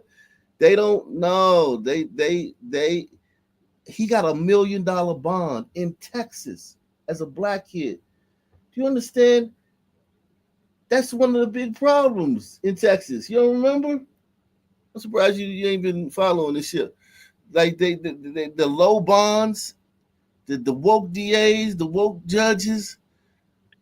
They ain't get to the judges yet in this case, but the woke DAs and the low bonds. Well, the judges do give the low bonds, but yeah, man, that kid got $1 million bond and charged with first degree murder in Texas. That's only $100,000 though. He gonna get that shit tomorrow. Yeah, but what I'm saying, he's gonna get that through the GoFundMe because GoFundMe's not taking down his. Even though he's a murder, even though he's being charged with murder, they're letting his GoFundMe stay up, and they got big money in his GoFundMe. So yeah, his family won't even have to come up with the money. But let me play. Let me get Eric S in here right quick. What's your thoughts, Eric S? Shit, I live in the DFW area. I mean, he in Collin County. I mean, they really don't fuck around too much up there. So, I mean, I hope I hope they light his ass up. To be honest with you, I Oh, you mean, it's a said nice Collin area. County is not woke. Collin County's not woke. No, it hadn't been over the last few years, but it could be turning that way. But I don't think it's too woke or whatever. But it's better than Dallas County, to put it that way. But I think he I don't know. I mean, I think they're gonna light his ass up. So I'm hoping for that and whatever. It's crazy. I mean, it's a great area. I don't know if it's really really a great area. You know what I mean? The Cowboys moved their practice facility up there. And it's just, I mean, it's phenomenal. Houses, $500 million houses everywhere. I mean, it just thriving. What do you think about the kid? Like, what in that is that an area where a black kid who's the captain of his football team could get bullied by a white kid from another school? I don't personally don't believe it. They're gonna holler that, oh, he was bullied, this and this. I just, like you said, I just don't believe it. It just, I don't know. I don't personally don't believe it. Motherfucker just, I don't believe it or whatever. I mean, it just, Like white boys be running up on y'all, like bullying you, like white boys giving y'all static down there. no, everybody's friendly. Everybody got guns. Everybody got they license to carry. I just got my renewal. Everybody, I mean, people just friendly or whatever. I'm trying to stay away from these niggas. That's who you gotta stay away from. I promise you. You gotta stay away from them jokers right there, because them young motherfuckers are dangerous. God, oh. And they have constitutional carry, right? Or you have permit carry down I there. mean, I got the carry, but yeah, they got the constitutional and stuff. And I mean, fast getting off subject a little bit. I was in a sporting goods store. This youngster was in there. I was in there about a week ago. I was buying taking some shit back in the Academy. You familiar with Academy? He had a Pooh Shiesty mask on. I said, this motherfucker buying ammo. I said, no damn well, this motherfucker right here finna go shoot up some shit. It was 80 degrees outside. This motherfucker had a Pooh Shiesty mask on in the store. I'm like, motherfucker shouldn't even be allowed to buy no ammo. But you already know what time it was. But yeah. But no. Yeah. Salute to Mayo Monkey, man. Mayo Monkey in the building, man. Shout out to Mayo Monkey, man. Yeah, this is I never buy I'm getting bullied by a white kid unless the white kid is black adjacent. Unless it's like a white kid that hangs around with black kids. White kids that hang with white kids, maybe in elementary school. But once you get to high school and you got you got pictures online of you get with the middle finger and a lighter, and pictures online of you posing with guns. You're not getting bullied by no white boy from another school who's in the church, Christian church club, who's active in his church and got a 4.0. It's not happening. Ain't no fucking way, man. It's not happening. Because they know that even if you whoop my ass and I'm alone, I'm coming back with my boys. It's not happening. It's not happening, not even because of that. It's just not happening because it's not happening. You ain't even got to explain it. That's one of them ones you don't even have to theorize. That ain't happening. The white boy who's active in his church and got a 4.0 is not going to the black school and bullying niggas that's taking pictures with guns and shit.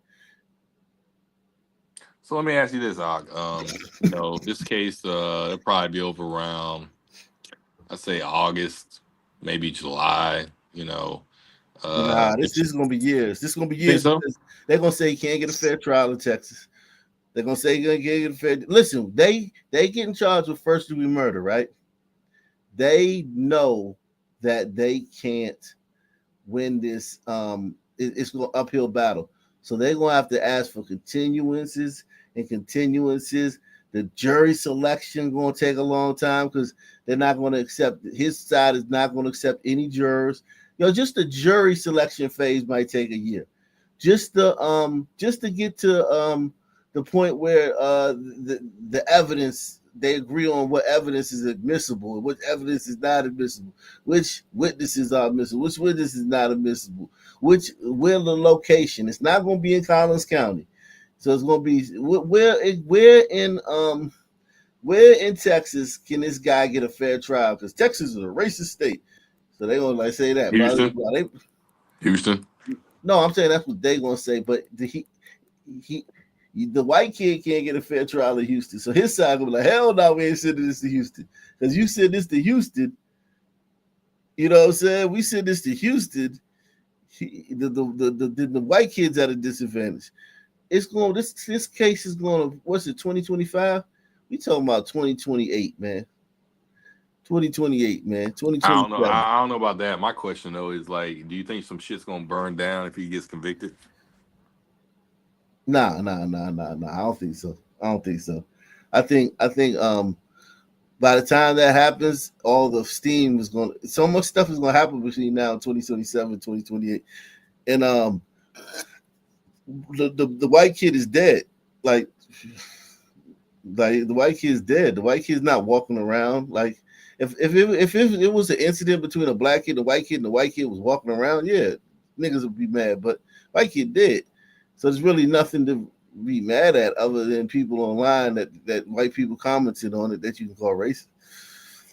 Salute to Gouch Merlot, man. He says, salute Op in the nation. Here's a little something for your self-defense implement. Thank you, Gouch Merlot. Shout out to Gouch Merlot, man. Let's see what this nigga talking about, man. Is that they didn't know each other. That's a lie. Because they definitely knew each other. This is an older picture. This is not Austin. That's not Austin. And listen, the reason they cut this off, because remember they didn't show the whole picture. A lot of people didn't show. These kids have nothing to do with this. You can't show minors. You're not supposed to show minors that, you know what I'm saying, and that don't have the consent to show their pictures on the news. So they had to cut the picture just only showing him. But here's the thing. They're saying this nigga right here is saying that this is Austin Metcalf. The fact that you can just say this shit. The fact that you can say this shit and not have any repercussions for being wrong is criminal, man. Like, how can you be so confident yet so wrong? I gotta ask you something. You think Austin's parents are gonna sue any of these people, or like you think they have grounds to sue? Hell no, they're not gonna sue. They would sue one of the white people that was talking about that they said was making it a racial thing before they sued any black person. They would never sue a black person. But I I'm told you saying, that dude is closer to Tampon Tim than he is. He's like a Texas version of Tampon Tim. That. yeah, but hypothetically, like, if he wasn't, like, could he sue any of these YouTubers for slander, or is No, that protected? these are TikTokers. These are TikTokers. They're just talking shit. They do this about every case, every rap murder. They say the Illuminati did it or some blood sacrifice or some shit. People report crazy shit online all the time. You can't really do anything about that. Been spread out far and wide is that they didn't know each other. That's a lie, because they definitely knew each other. This is an older picture. They definitely knew each other. Other stuff that's coming out is Austin was being mean and harassing Carmelo, his girlfriend, actually, Carmelo's girlfriend. He was harassing her at a party. So, Austin, active in his church, 4.0, captain of the football team, was at a party where Carmelo, wannabe gangster, captain of his football team, was at, and Austin was harassing Carmelo's girlfriend, according to this guy. Knowing tell damn from well. the father. You could just tell from the father and the twin brother that about Austin's character. Even though Austin's dead, you can look at his twin brother and his father and his mother and learn about his character. I'm gonna say this, man. I mean, dude was captain of the football team. He had a badass Snow Bunny Joan, bro. Like, fuck that. Yeah, that's true though. That's true.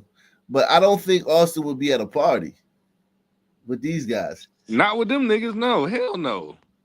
I just don't believe it. I don't believe it. And plus, the fact that this nigga's saying it make me don't believe it. That's the only thing that makes me not believe it is that he's saying it. Like, listen, he just said the other picture was this that was him in the picture with them and guns. That was about maybe a week and a half, maybe 2 weeks ago. Carmelo took up for his girlfriend. Then all of a sudden, the fight broke out. Austin broke Carmelo's phone just the day before this incident took place. So the day of this incident, Yo. Okay. So if this guy's to be believed, Austin broke Carmelo's phone. There was a fight at the party, and Anthony decided to go into enemy territory alone, knowing that he would probably run into Austin, and then this happens. But we're supposed to believe that Anthony was in fear for his life. That's what I'm saying. All this shit is white noise. Okay. At the point that you pull the trigger on somebody, you have to be an imminent threat of death or serious bodily harm. People don't do that when they're afraid. They don't go looking for fights when they're afraid of someone. If what he's saying is true, then he's just basically saying, like, Anthony committed first-degree murder. Because, that's exactly it. So he's just proven himself wrong. Fucking idiots. Yeah, you probably shouldn't have said that. It's like being a Crip, and I got beef with the Bloods. So I go to the Bloods territory and fucking just sit and wait. And then when some shit pops off, I try and say I was in fear for my life. Get the fuck out of here. These niggas have muddied the water though, haven't they? You got to give it to them. They've muddied the water. It was kind of a shut and dry case the first couple of days when we were covering this. Now niggas have like thrown shit like this white kid was punked this black kid at a party in front of his girl. And then the next day he see the black kid again and broke his phone. And then another day he beat the black kid up at a track meet. And then finally the black kid stabbed him. If this nigga didn't stab you for, hang on, bro. If this nigga didn't stab you for punking him in front of his girl, he's not gonna fucking stab you over a seat. That would have been the one, and I would agree with that one morally. That's what I was thinking. I was about to say that, but you took the words right out of my mouth, buddy. What's your name?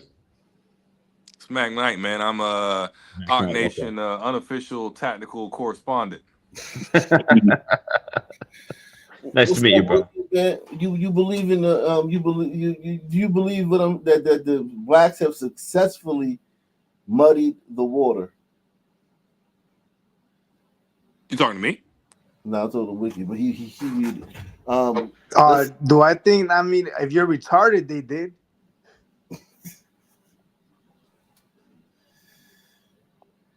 Big Pete says, I like how Wicked turned into the Ombrito Tony Perkis last night, telling Gladys to lift weights and eat right. What a condescending nitwit. Wasn't he the one crying about my people multiple times post-election? Bro, what is he talking about? First I of all, don't how know. was I They on your ass, condescending? Wicked. They on your How, ass. how was I condescending? And second of all, what does that got to do with me supposedly crying about that? Yo, Big Pete, deport every last one of them for all I care, motherfucker. Hey, bro, he paid money to say that shit to you, bro. Hey, look, if Big Pete is a part of the Ag Nation, hats off to him, man. I appreciate Yeah, man. that. Big Pete. Salute Big Pete, man. Tell that motherfucker Wicked, man. Keep his ass in line, man. But yeah, this is crazy, man. That these stories these black people tell themselves. A black woman wouldn't have put up with 1/10 of this shit from Austin, but we're supposed to believe that Carmelo Anthony just be getting pumped by it. And listen, we're not talking about like a white kid that's hanging around with black kids and trying to be tough. We're talking about Right. a white kid who's active in his church. Like after school, he's at church. His dad, did you see his dad? Yeah. His dad, he's always with his dad. Did you see his twin brother talk? Yeah. Those are his two. Just from listening to them two, we're supposed to believe that he's while being a 4.0 student and academic All-American for athletics. While all that, he's somehow leaving this double life where he's going to the other black school on the other side of, well, not the black school, but the other school on the other side of town and bullying this black kid. He's like Yeah, it makes no sense. I mean, just hearing his dad talk, man, you could just you almost know the kid. You know what I mean? You almost know exactly Austin. the influence. Right.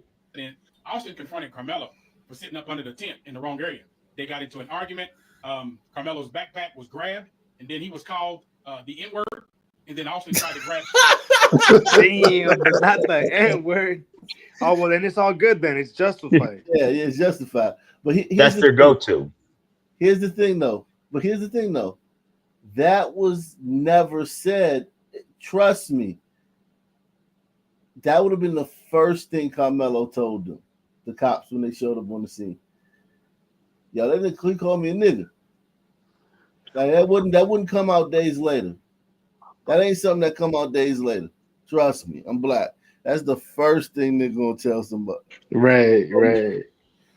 No, oh man, it's so frustrating, man.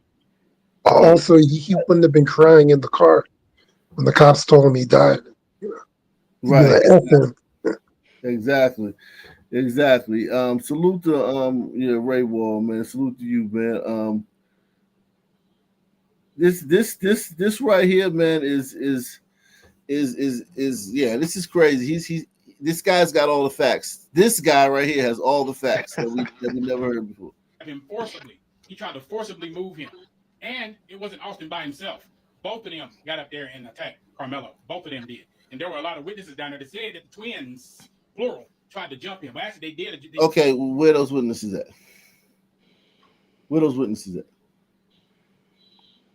If there were witnesses, they would have went on camera, or they would have came up. But it would already be TikToks. They would have already been like, "Yo, I was there. This happened. Blah blah blah. This wrong. How they that's what I'm saying. Think about how much clout as a white kid you can get for coming online and saying, "Hey man, I was there, man. They're doing this black kid wrong." Yo, you could get followed. Yo, you would be like literally like a god. You know what I'm saying? Yeah. Come on. And in this generation, people don't wait for the court date. People don't sit on information to the court. Like, I'm waiting to testify at court. Nah, people just talk. People just get online and they just make their TikToks, they make their YouTube videos, and they say what they saw. And no one's done that, man. And here's the thing: if someone does it, it's probably going to be somebody who wasn't there, who's just looking for clout. You know what I'm saying? It's going to be something like that. They did jump him. They stomped on him and they broke his phone and they tried to take his things. So nothing peaceful was about that whole thing. And something else is going to come out. This is allegedly. Something else is going to come out. He had narcotics in his system. He did. He gotta be trolling. That's what.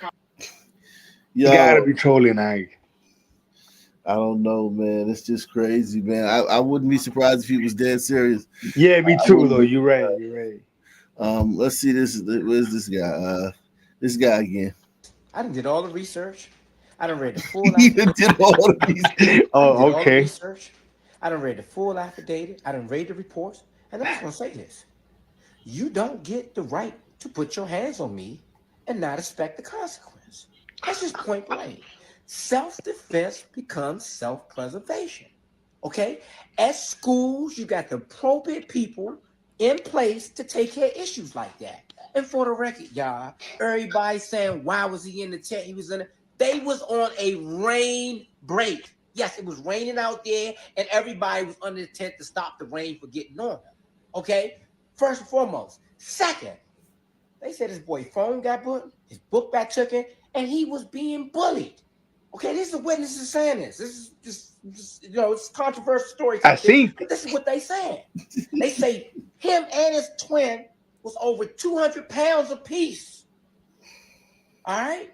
Now, y'all know very little about self-defense, but I'm going to tell you straightforward. Self-defense becomes self-preservation. There is no telling what a person would do under fear. Okay, fear is a real thing. So I'm going to say this to all my people. This for all people. It's not a race thing, Stephanie, but I'm going to say sometimes you got to do a little in-house checking. We need to start a GoFund for Carmelo Anthony to get him the best attorney possible to fight this case. At most, it's a manslaughter. He's currently being charged for first-degree murder. Secondly, it's a self-defense case.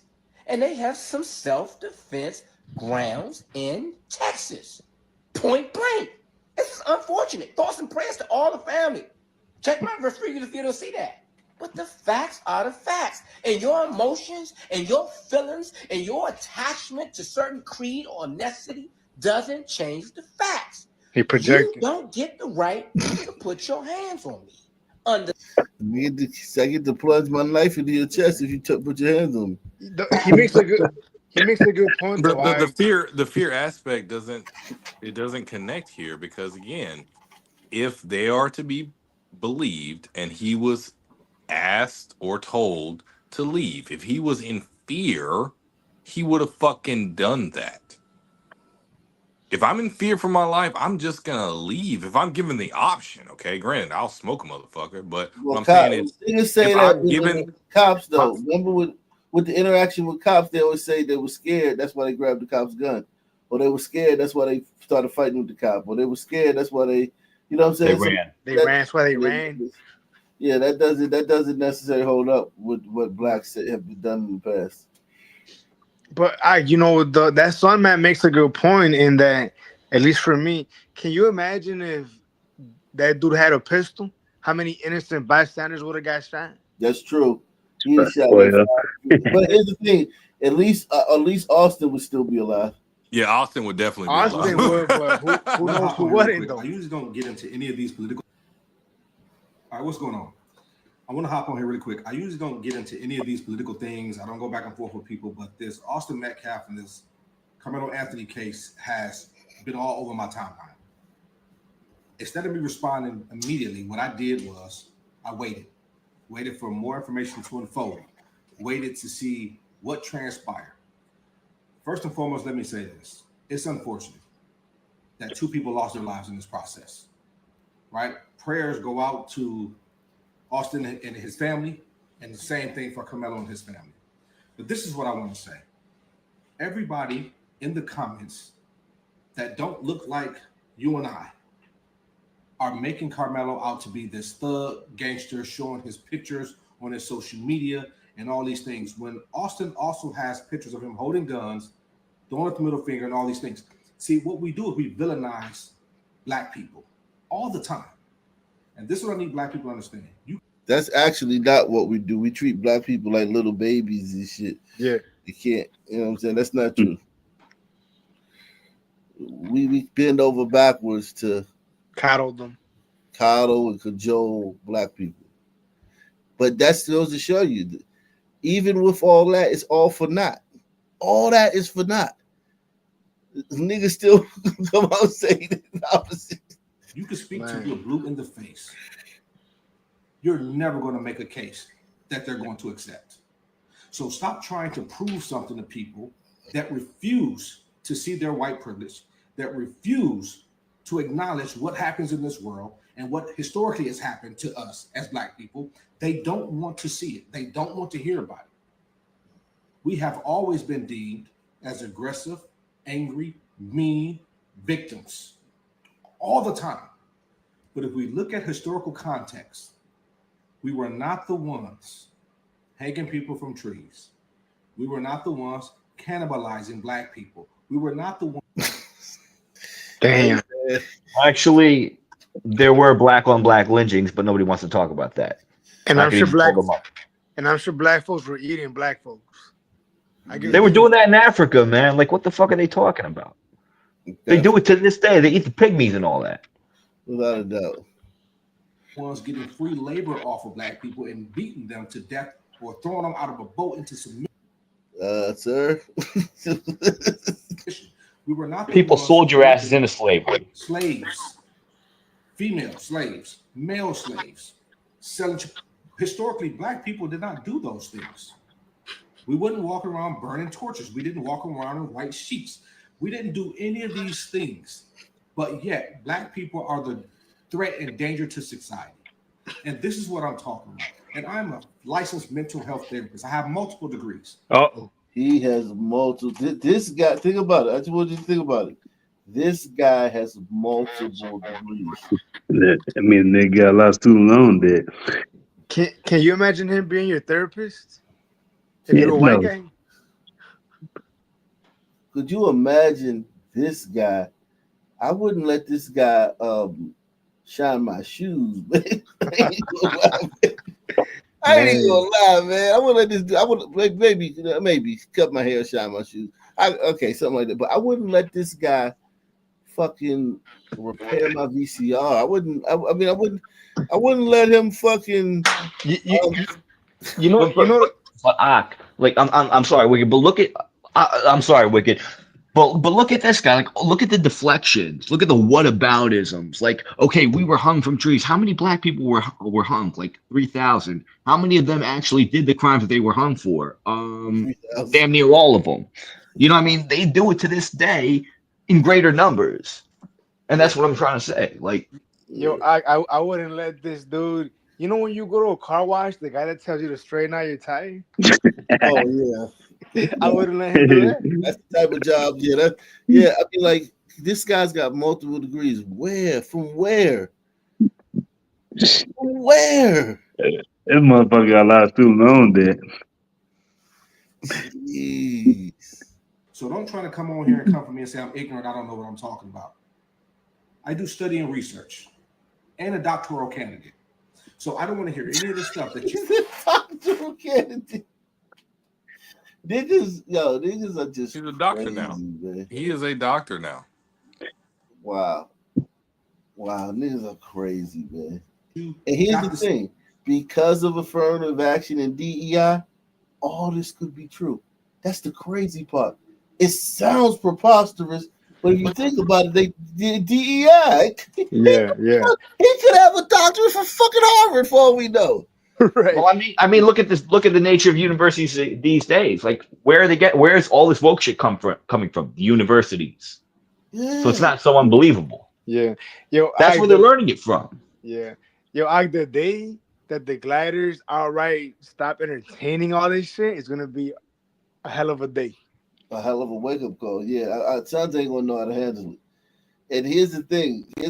Once they stop doing that, because this is really all, we're like a paper tiger, right? Even to the wokes or the ones that's afraid of us and the ones that, we're just a paper tiger. There's nothing there. There's nothing behind it.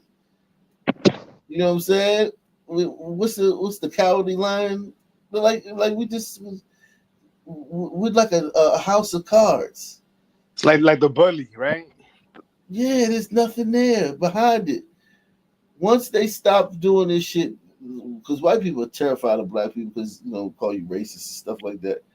Like if you're a white person, you say if you even just stop getting cared about being called a racist, you'll realize there's nothing behind it. The only person that can really do something to you is another white person on behalf of the black people. Say about, oh, you don't know. What I'm saying is this. The amount of racism that exists in these comments is sickening. It's disheartening. We all know that we never get a fair shake. We all know the system was never designed for us to get a fair shake. See what I'm saying? It's all for naught. They running around. Black mothers got to beg for their children to be arrested. Please arrest this nigga so it save his life because he's going to do something that's going to get himself killed. Please arrest him.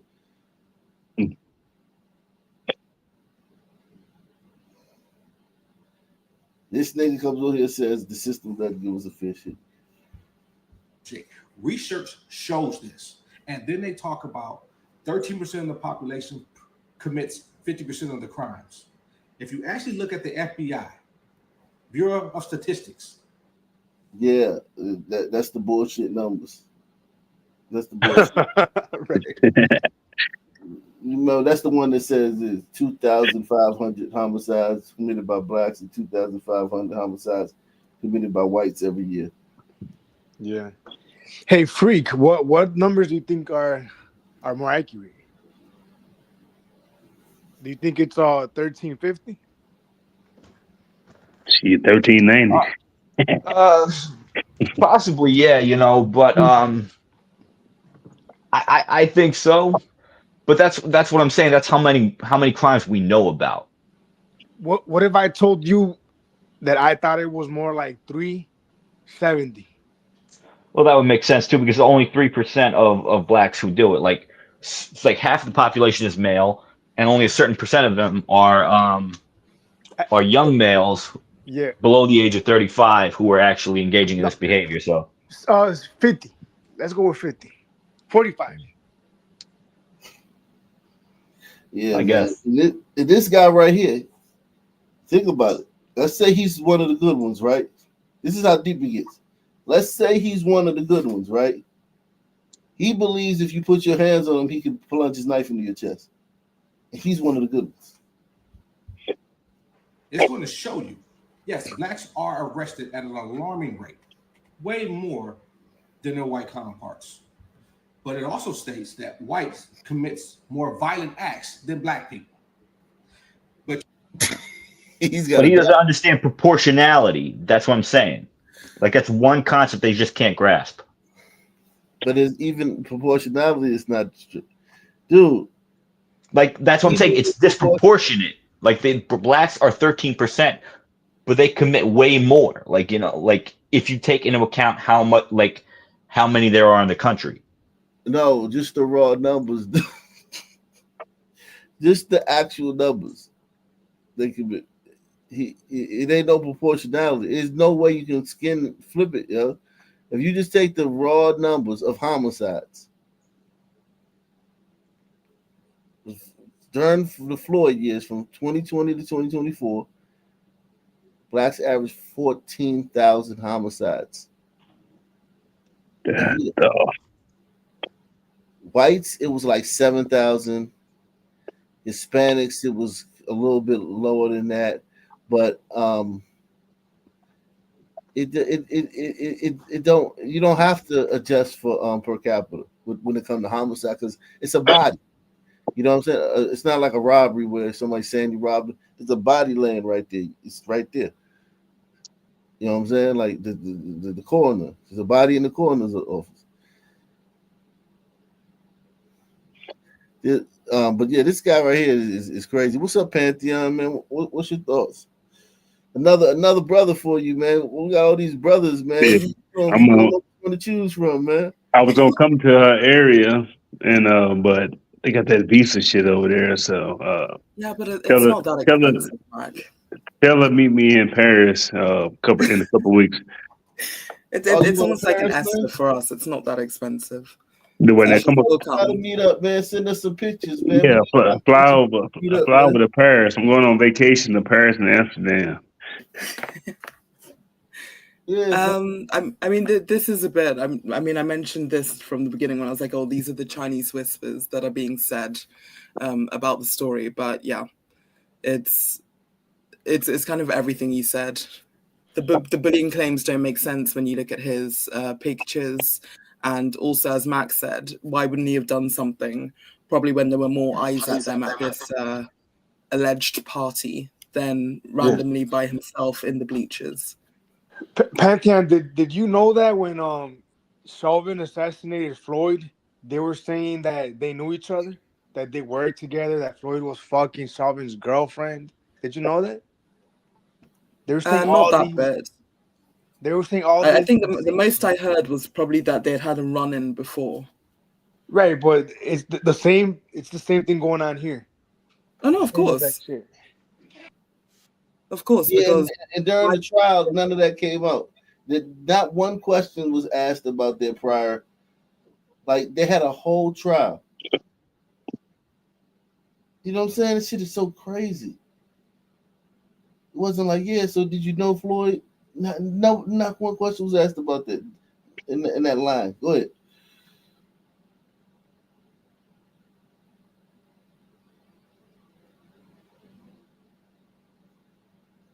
Well, yeah, but yeah, it's like blacks don't care about facts. We just don't care. Salute to Lurch 685. He says, "Come on, 4.0 GPA, maybe 0.4 for real." Um, yeah, closer. I would say closer. If his price are right, I would say closer to 0.4.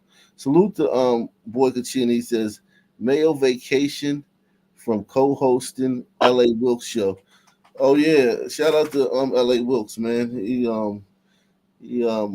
good brother, man, police officer, man. Yeah, you know what? S Freak made a good point yesterday, and it reminds me because of L.A. Wilkes, right? S Freak said he noticed a pattern with all the POC that are on here. They all have careers in public service, and they've been exposed to some people to the degree that they have. L.A. Wilkes speaks pretty hard. He's not as harshly as you do, but he speaks very harshly about this population as well. But he's He's still seen it. active He's been too. exposed to it. That's actually He's a still good point. active. That's a very good point. Yeah, you can't. Yeah, this is a safe space. Like, see, here's the thing: niggas will try to act like they don't like cops and shit. You know what I'm saying? Or like they you know what I'm saying, hostile to cops and shit. That's cool to be with your nigga. So it's like a lot of those other channels, you know, they gonna try to, they would be like on some man, you know what I'm saying, man, shit, you know what I'm saying, shit about being around cops and shit, man. I'm 47 years old. I was like that in my 20s, man. It's way past all that shit, man. But I yeah. mean, bro, I was a cop and I don't like cops, so shit. But I mean, go ahead. I mean, that was a good song from Ice-T, right? The Killer Cop song. Cop killer. So salute to Bug Off, man. Bug Off in the building, man. Yeah, I'm tired of listening to this nigga. Let me see one more nigga, man. One more TikTok nigga. And One more typical Sun person. yeah, here we go. Here we go, good TikTok nigga. He look like What up, people? What up, people? So this is my intake to the Carmelo Anthony and Austin Metcalf situation. Rest in peace to him. I like the song. Condolences to his family. But when it comes down to this situation, in my eyes, from what I'm seeing, I can see this more of a manslaughter type of situation. And I say that due to the fact that I wasn't there to see what's on the entry gate. That's the first thing that I would go through. What's on the entry gate? Does it state that you can't have weapons? Most of the time at stadiums, they tell you not to bring weapons, all because they have a picture of the weapons on there does not state that it's not legal or illegal to hold a knife. The second thing is, what type of knife and how long was the knife that Mr. Carmelo Anthony used. That's plays another key factor into what's going on. 3, were these guys Well, it's on really school ground, so trying it's illegal. to cause harm to Carmelo? That's going to be upon witnesses that were around the area and who saw what was going on. 4, yes, Carmelo Anthony can claim self-defense due to the fact that 2 guys that are probably bigger than him, not sure how, like I said, I'm not sure how they look or how they look to each other, because you can claim self-defense if someone bigger than you is coming at you, or if multiple people are coming at you. They don't have to have a weapon, because their fists can do bodily harm, their feet, things of that sort. So he does have the right to self-defense. That is true. Now, where the tricky part is the story behind everything, where he states, if you touch me, watch what's going to happen, meaning he already is in malintent when he could walk away. That's where it gets tricky, because if witnesses do say that they told him to leave and he blatantly knew what was in his bag or what was going to happen. Now, there's one thing, like I said, they tell him to leave and they're pushing him and they're pulling on him, whatever. But if they're just telling him to leave and he's sitting there like, I don't got to be here, and that doesn't have any confirmation from anybody else, meaning anybody from that team giving him the permission to be there. Let's say, like, if he had a friend, because we all have friends that are on different track teams and we sit down and talk to them all the time. So he could have just been there talking to a friend. If he had a friend that he was sitting there with, now he has, this is where the self-defense comes in. I get where I'm going. So he has to be able to prove that, this is Carmelo, by the way, that he was there either with somebody, he was under that tent with somebody or knew somebody under there, have proof, or at least someone come up and stand up for him and say, hey, I know this guy, he was supposed to be there with us. He has to check the front gates to make sure that those have the proper state codes stating to not bring in a weapon into the stadium. Because, believe it or not, people in high school back in my day, they had knives. They had knives, little pocket knives, ones that flip out. They had them. Did they use them? No, but they had them.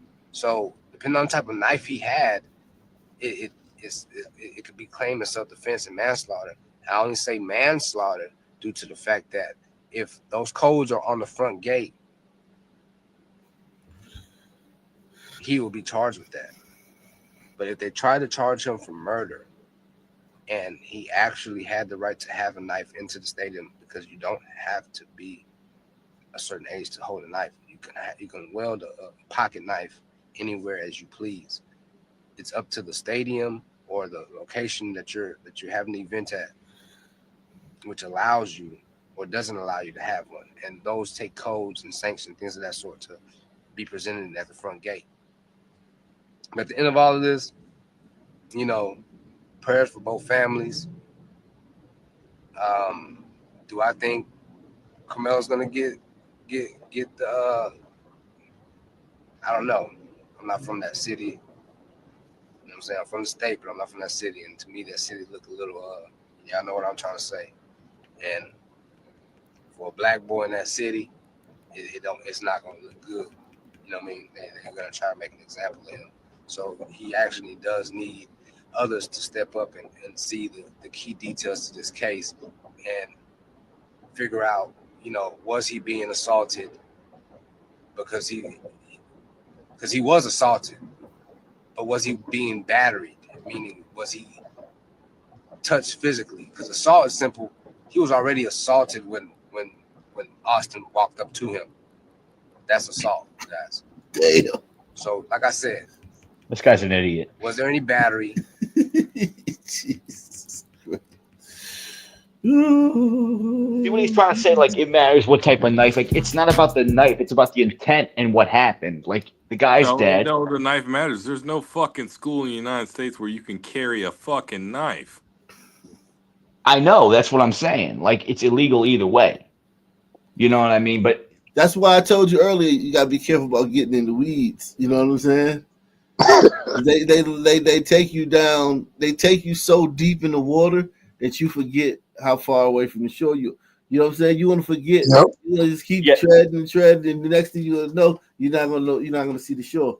Yeah, they try to drag you in with like all these circular arguments and shit. You know what I mean? Yeah, bro. They I try to. wasn't That's trying how to. they I beat wasn't you. trying Yeah. to disrespect you, man. I was just saying, like, I wasn't trying to disrespect you with that. I'm just saying, yeah, there's no fucking school in the United States where you can carry a knife. No, but he just doesn't understand the elements of a crime. That's what I'm saying. Like, okay, like we're not talking about a weapons charge. We're talking about murder. Did the guy die? Yes. What was the intent behind it? That's what I'm saying. Was he in fear for his life? All that other shit. And he's trying to like do straw man arguments. All right, so I'm a knife guy and a gun guy. Okay, I carry a switchblade and a fixed blade knife. Right. The reason why I carry those two particular knives is because if worst case scenario, someone's on my ass and I can't get to my gun, I can use one of those knives. Okay. The fact that he was able, again, if they're to Knives are be, better for close range too. if they are to be believed, okay, 200 fucking whatever pound quarterbacks was beating his ass, and he was able to pull a knife out of his bag, open it, and deploy it with lethal precision. Bullshit. Bullshit. That's not because like you're not able to think in the moment. Like and you don't your motor skills. You lose your fine motor skills under stress. Is That's that what you're correct. saying? That's correct. That's why I carry a fixed blade. Yeah. Let's Nah, move I get on. what you're saying. Right now, chaos on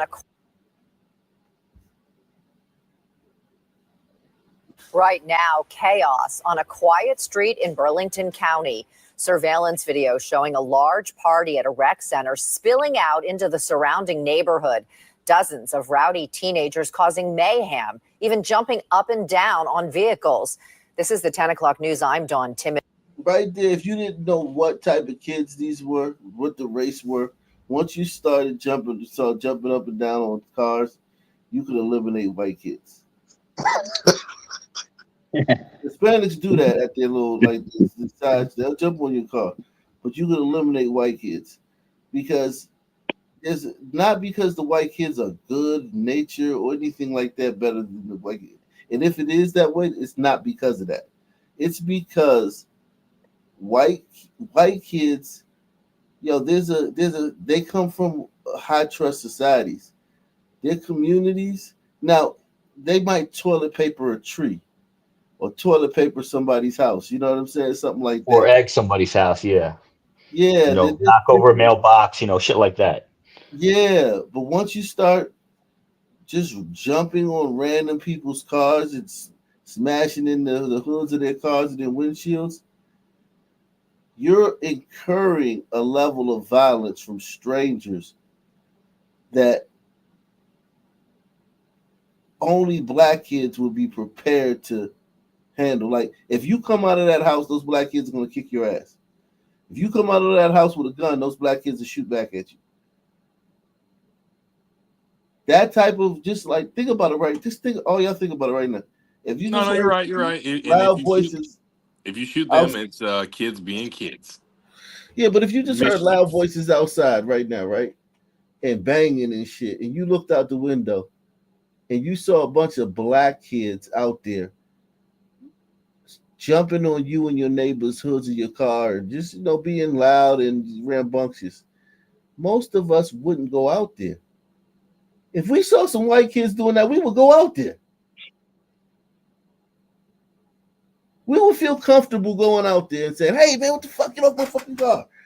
You wouldn't feel comfortable going out there telling some nigga kids to get off your fucking car. You call the fucking police. Exactly. So let's I mean, be honest, man. well, hang on. I've done it, but I do not recommend it. Were you armed? Of course, bro. It's Mac 9. It's your tactical correspondent. Come on, bro. No, what I'm saying is that yeah, you're a police officer though. So No, I'm saying I've done it. I But you're don't never off recommend duty. it. You're never I off don't duty. recommend it. Yeah, but what I'm saying is you're never off duty. You're a police officer. I mean, like I live next door to a police officer. He always on duty. That off-duty shit don't exist. So it's like, yeah. So you trust me, man. You're a cop. It's different. I'm talking about a regular citizen. Seeing some nigga kids jumping on the hood of your car, you're not going out there. You see some white kids jump on the hood of your car, you're gonna go out there. Hey man, get the fuck off my car. Trust me. West Hampton police are investigating the large disturbance, with one victim telling our Jennifer Lee both of their vehicles are now ruined. Neighbors tell me there was a party at the West Hampton Recreation Center on Friday night, and that's where they believe the large crowds came from, causing a massive disturbance late at night and damaging at least a couple vehicles. I'm frustrated. I'm so angry. I'm sad. Surveillance video taken just after 10 p.m. Friday night shows dozens of people screaming, running, and stomping on top of cars in this otherwise quiet West Hampton neighborhood. Those cars belong to Tatiana Iglesia and her husband. My husband came running to me and he's like, call the cops. They're on top of the cars. There's a riot going outside. So I looked and I saw, it was unbelievable. I'd never seen anything like that. Now, listen closely to this surveillance video. It sounds like a taser going off, setting off the crowd. Oh, Later on the camera footage. These are Hispanic kids. You can see the hair. Look at these Hispanic kids. It sounds like a taser going off, setting off the crowd. Later on the camera footage, you hear a taser go off, and then they just dispersed everywhere. They were on the lawns, the cars, the driveways. And now a day later, there's definitely some foot marks on my windows. Iglesia shows us the damage to their vehicles. They were standing on top of this car. Like, you can see the damage there. There are dents all over on the roofs, the hood, and the trunk, plus other visible damage throughout. Iglesia believes this large group was attending a party next door at the West Hampton Recreation Center. She even called police earlier that night around 9 p.m. when a large number of youth started gathering outside her home. She says an officer responded and cleared the street, but the crowd started showing up again in masses shortly after. Whoever's hosting these parties needs to be more liable and more controlled. And I feel like if the township knew there was a party going on, there was already a ruckus here, they should have stood here maybe a little longer or until like the party finished. Now, Iglesia and her husband say all they want is for their vehicles to be fixed. Police say the Township Committee and Recreation Department are aware of this incident and say steps are being taken to prevent this from happening again. Man, we need like rubber bullets, paintball guns with pepper balls, man. Yeah. Oh, by the way, man, you know, Dothan, Alabama, that's where I'm at. We got kicked out of Panama City last week, apparently. I don't know if you want to do a. Oh man, so some Lions went down to PC, shot up the place. It was online, man. It was a shooting in PC. And the mayor came up, and the chief of police came up and said, you know, y'all keep that bullshit up there. So. Dang. Working tonight, a teenager is shot in Philadelphia's Ludlow neighborhood. Police say this happened just before 7 o'clock tonight on the 600 block of Jefferson Street. Investigators say someone got out of a car and started firing at a 16-year-old. The victim was hit once in the leg. A house. Like when you hear that, someone got out of the car, started firing at a 16-year-old. That's black people. That's black people. Period. Someone got out of the car and started firing at a 16-year-old. 16-year-olds are like, well, you got to deal with them like that. On burritos too, it's like a gang community or something. But like, am I right? We're gonna. It could be, yeah. Definitely, it could be, but it's not. Believe there could even be a second shooter. The teenager was taken to the hospital and is stable. A woman is hospitalized after being shot in the head in a road rage incident that started in the suburbs and ended in Philadelphia. Now, you know, the assailant could be anybody, because when you're road rage, you're just a person on the street. I mean, the victim could be anybody in this case. It could, like, but we know that the shooter is probably black. The victim could be her, anybody, whoever cut him off or whoever was driving too slow in front of him. But I guarantee this is nigga too. 100%. Police say that a 23-year-old victim left work in King of Prussia around 3 o'clock this morning when she was followed onto I-76 East by a black Nissan with tinted windows and a broken left headlight. Investigators say the Nissan continued to follow the woman onto I-676 East and exited behind her at 8th Street. Police say the driver of the Nissan then got out of their car near the 400 block of North 5th Street and fired multiple shots at the woman's car, hitting her in the forehead. The shooter sped off, according to Philadelphia police. The victim is in stable condition tonight at the hospital. One person is dead and 3 others hurt after a 2-car crash in Philadelphia's Bustleton neighborhood. This was around 10:30 last night. Police say a car was traveling west on Red Lion Road when the driver lost control while merging. The car veered into oncoming traffic, hitting a street sign before colliding with several parked paratransit vehicles and trapping the 4 people inside the car. A 19-year-old man who was a passenger died at the hospital. Another passenger is critical. The driver and a 3rd passenger in stable condition. A man is fighting for his life after being shot 5 times in Philadelphia's Frankfurt neighborhood. Police telling us the victim, a man in his 20s, was... Show me the white city where this is one night. This is one night in a white city. God damn, same fucking reporter. Shit. It's not even 1 year in a white city. You know what I mean? Let alone one night. Come on. Walking with a woman along the 5,000 block of Mulberry Street just before 4 o'clock in the morning. Investigators say the two were approached by a van when the people inside asked the victim where he was from. Police say he thought he heard them yell, "Light him up," before shooting him. The victim was rushed to the hospital where he's critical. Investigators believe 3 to 4 men inside that van then sped off after the shooting. So far, no arrests and no word on a motive. A man is in critical condition after police say he was shot by a woman in Philadelphia's Frankfurt neighborhood. Police say the man was shot just sitting inside a car in a driveway on Saul Street around 10 last night. How many white women running up on cars and shooting people? Right now, chaos on a... Huh? She's still going, bro. God damn. Yeah, it's insane, man. It's wild out here in Philly, man. 11, a manhunt underway in the Bronx after gunmen shot 2 people inside a Wendy's restaurant. It happened in Fordham Heights around 7 p.m. Police say they are looking for 2 men. Eyewitness News reporter Anthony Carlo has the latest from Fordham Heights. Customers stopped by this Wendy's hoping to grab a quick bite, but what they witnessed was enough to turn their stomach. The toppled chair tells you just how chaotic it was inside Wendy's. Police locked down the fast food business on East Fordham Road as traumatized workers huddled in the back before finally getting to reunite with loved ones. A privilege after bullets flew right in front of their eyes at work. I'm scared. I come to pick on my order. That's terrible. Rebecca showed up with her daughter to grab her takeout order shortly after the shooting at 7:22 this evening. One people work here, and she told me this is not the first time. Small orange cones marked the shell casings on the floor. People who work nearby heard at least 3 shots ring out. When I went outside, I see some woman. They was like, "Oh hell no, I'm not staying here." They was running to the side. So I know it was a shot. Police say a 27-year-old man was shot in the upper chest and back. A 26-year-old man was shot in the arm and thigh, both wounded by gunfire inside Wendy's during the busy Saturday dinner rush. I thought it was something, little like a fighting or something, but if people getting shot, I was like, damn. Does that change your mind about going back there?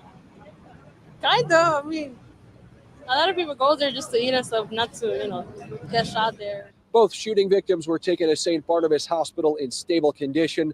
Whether the suspects and victims know each other and what exactly led up to this shooting is all part of an ongoing police investigation.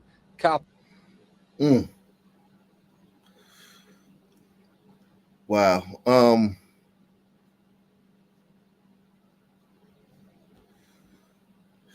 Jeez. Crazy out here this weekend.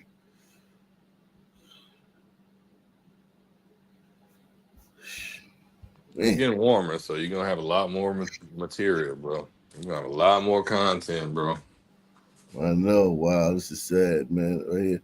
The Rappahannock River is a place that Danny and Donovan Sumner spent hours bonding over their love for fishing. Donovan loved going fishing with his dad. So this wasn't, an uncommon thing for them to go fishing. They went plenty of times. Madeline Sumner reflecting on her husband of almost 10 years and her firstborn's favorite pastime. Sumner says Danny and Donovan spent the majority of March 22nd together. They were out on their bikes. That was something that Donovan and my husband were working on, riding their bike. The fun turned to tragedy last month when both the father and son decided to go fishing just around the corner from their house, an activity they did often. Before they went fishing, my son Donovan came into the room and told me he loved me. Madeline tried calling, but after hours went by without an answer, Madeline went looking for her husband and son, and when she could not find them around the boating dock, she called 911.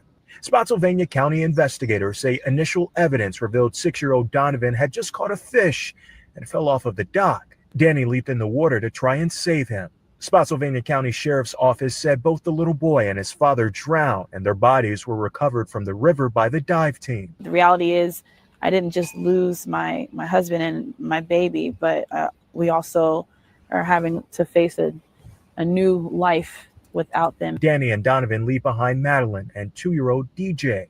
Danny was a standout college and high school basketball player at William and Mary and Paul VI.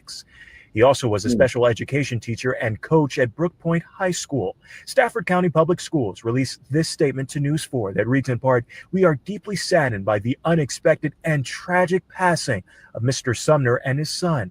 Mr. Sumner was a dedicated educator and basketball coach who had a meaningful impact on students both in the classroom and on the court." Love on your loved ones, tell them you love them and how much they mean to you. Man, that's a tragedy, man. Whew. That's wild. Yeah, that's so fucking sad, man. You think the father just stayed down there looking for the son and he didn't think about the heir? Listen, man, let me tell you something. Is that what I ain't going back to the house without my son. I ain't trying to hear my wife phone about this. She'd be like, "You here? Where my son at?" I'll be like, I left him in the. I couldn't. Yeah. Shit, I ain't no way I'm coming back without that. No, I agree. Shit, you might as well just go ahead and kill yourself, man. Yeah, I wouldn't be able to live with myself, man. Shit, man. Fuck that. He did. I mean, he did what said what most people would do. You know what I'm saying? Like, fuck it. You know what I'm saying? I ain't going back without him. Shit. Fuck, man. That is so sad, man. Jesus. Yeah, it's wild. It wasn't like a river or anything. It just looked like a calm lake or something. You know what happens to a lot of times when you're trying to save somebody from drowning? Yep. They're out of control and they holding on to you and they make you drown even if you can swim. That's true. That's true. The size difference, like if you look at this guy's probably like 6'5", and he's a big guy. And sons are sinkers. We're sinkers, right? No, seriously, we have dense bones. No. He's right. We have negative buoyancy. Yep. We have denser bones, and on average, we have less fat, less body fat. Yep. Yeah, and we're sinkers, man. So it's like it's hard enough to tread water yourself. And then you got this little boy who's like frantic, flailing, and or what could have happened is the little boy could have fell in and went all the way to the bottom, and he went to the bottom and couldn't find him. He kept looking for him. He kept looking for him and couldn't find him because, you know what I'm saying? Like he ain't got on no scuba gear. Like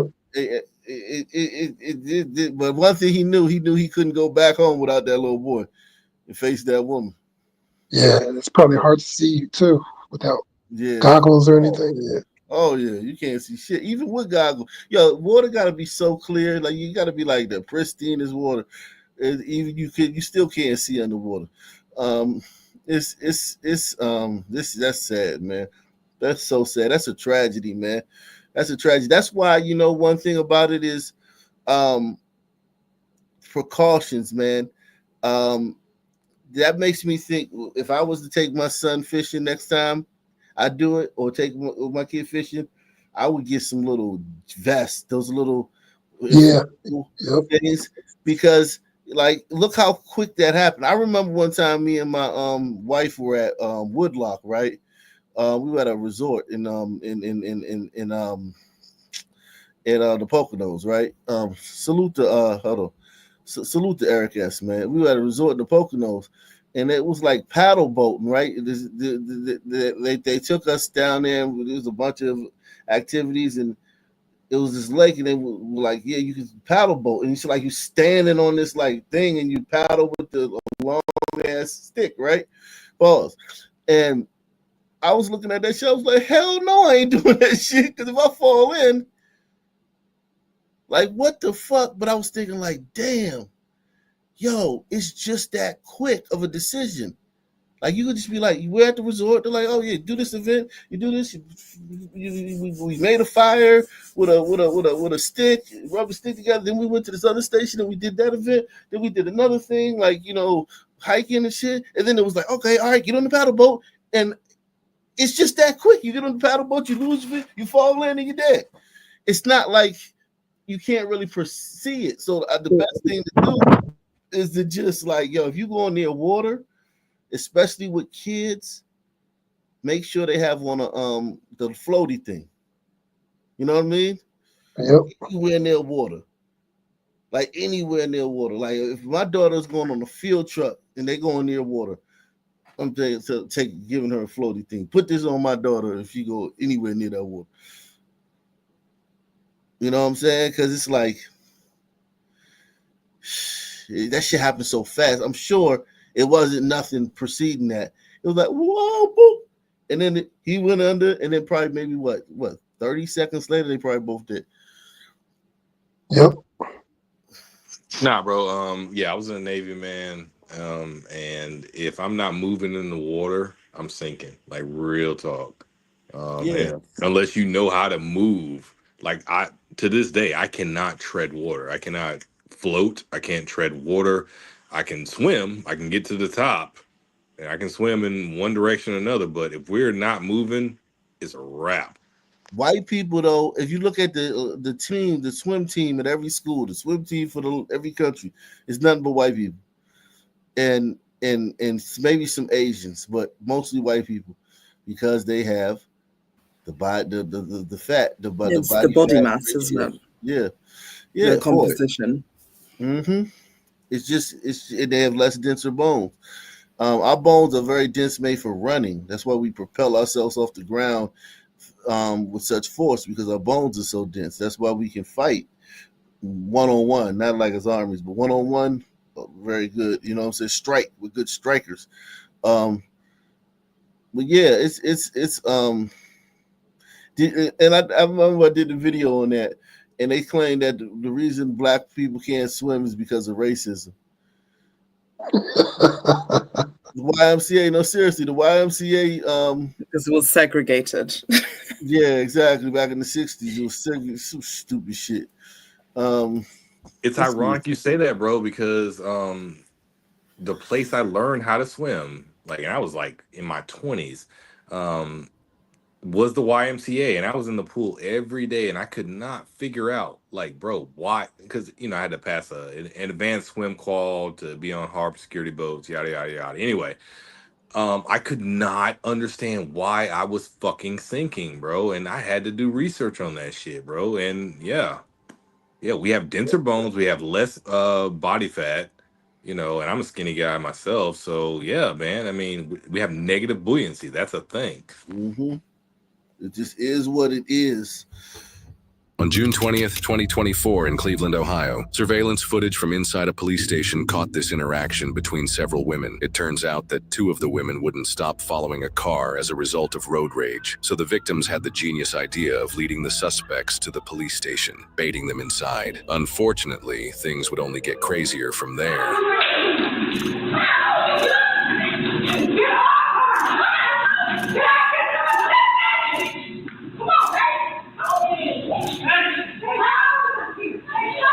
They attacked her inside of the police station. Sons don't care about that, man. Don't give a flying fuck. Don't give a flying fuck. And would have stabbed and had a knife, had a knife, and would have stabbed her in there. Yep.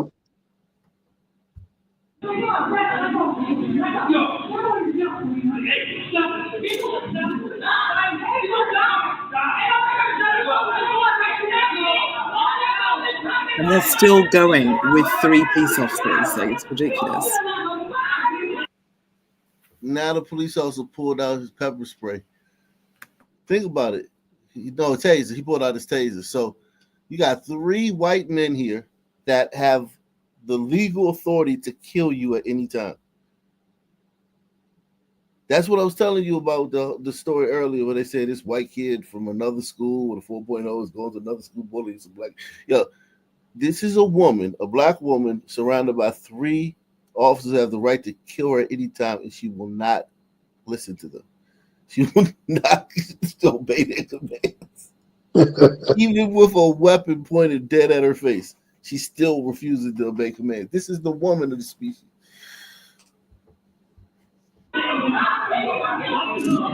And then she kicks the girl. He has the taser pointed at her face, and she kicked the girl. He's like, "Stop!" Taser pointed at your face. She then kicked the girl.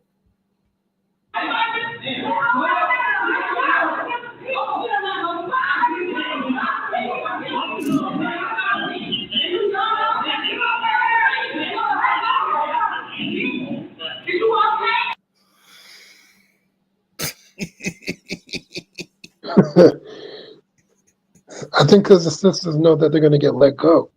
That's why. The cops are just going to be like, "Oh, all right, you guys, now get out of here." For the Sun men, it's a different story.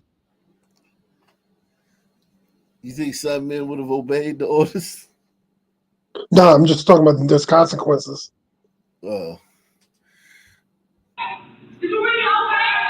As officers get all the involved parties separated, they attempt to figure out what the cause of all this fighting was. I'm not understanding how she the only one in handcuffs when she just came in and punched her. So I'm not understanding. I'm not understanding that. What is it, the color? Yes. Yeah, it gotta be because she just came here his own camera. So they brought up color. Okay, so this is a white. Okay, so they were fighting some white women. Okay, so that's they brought up race already. They got cameras in there. Yeah, she attacked me out there. Come on, I can't hear you. No, she's not. She's on her. I was just arguing with her, and that's what okay, but she don't want to communicate. That's what I'm saying. We're gonna shoot it out. Just because you got handcuffs on. She pulled up on the side of us. She's like, "Come on, beat your ass." So then we ran outside. I ain't gonna lie, I ran a red light. She ran it right with me. I said, "You know what? I'm taking her straight to the police." Am I over checking my daughter? She's outside with my grandmother. I don't know if I'm on the past now. I don't know what did. Are we okay? I'm trying to get in, but I want to go. This is why I don't come to you. I want to go. Yeah, that's why I don't come to where? Cleveland. I'm okay. I'm trying to get in, but I want to go. This is why I don't come to you. I want to go. Like, this is crazy. I was trying to record her car because I was going to just come do it myself. Come here regardless. Because they was doing stuff in traffic, like trying to swerve and make us hit her car and hit my car. So I said, okay. You don't know these. No. So when we walking up, this said something about son. So I said, I don't give a about you or your baby. Her with the 2016 walked her big Humpty Dumpty ass in here and just put her hands on me. So she got knotted up. I might see if I can take you out a different way real quick so you don't have to walk past that. I'm gonna walk her. She wants to go check on her kid. I don't want to go with her because the other ladies out there too. I'm gonna go with her, but I'm gonna walk her through that way. I'm saying, so that she doesn't have to go this way. Okay. Well, we have EMS coming to take a look at you. Okay. I mean, you have a big knot on your head. You know. I'll be fine. I have to. Is you okay? You just posted up with me outside. They got everything.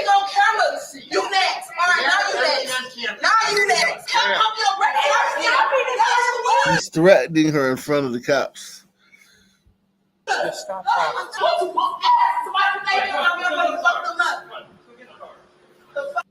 Around the corner. Okay. Walked in and hit me, so I got all rights to beat her ass down. I'll beat your ass. Don't even talk to her. Don't even talk to her. She's not even worth it. She's not worth it. You're built like trash. Baby, have fun. Go to jail, baby. Racist. I'm half black. What is she talking about? People say crazy stuff all the time. So this is all road rage? Let me tell you. You don't know this girl? No! She said, I can't breathe. Is anybody in the car with her? No. Just stay with her. No, I was like, this girl's gonna follow me crazy. I'm gonna bring her right straight to the police. And then she chased me up here and hit me outside. Yeah.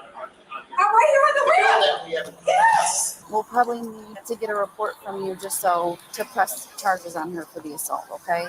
Hi, baby. All right, so you guys, where did this initially, Why did she get to go? Because she was hitting me too, so why isn't she in handcuffs? I don't even know who that is, honestly. No, she was hitting me too. So is she not supposed to be in handcuffs? I don't know what they ended up, I know one of them's in the backseat. They just want to get over. They don't care. These cops just want to get y'all out of their hair. Yep. They don't. You're right. If these were some men, they would be like, "All right, he hit you."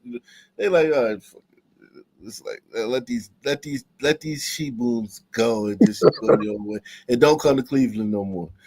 I don't know what is going on here. Yeah, you so called where it. did this initially start at? You said it was you guys were in the car. And then she's walking back to the city. She was out of the woods. This bitch was out of the woods. I know one of them's in the backseat. I don't know what is going on here. So where did this initially start? They were like, all right, look, just she walks back into the police station.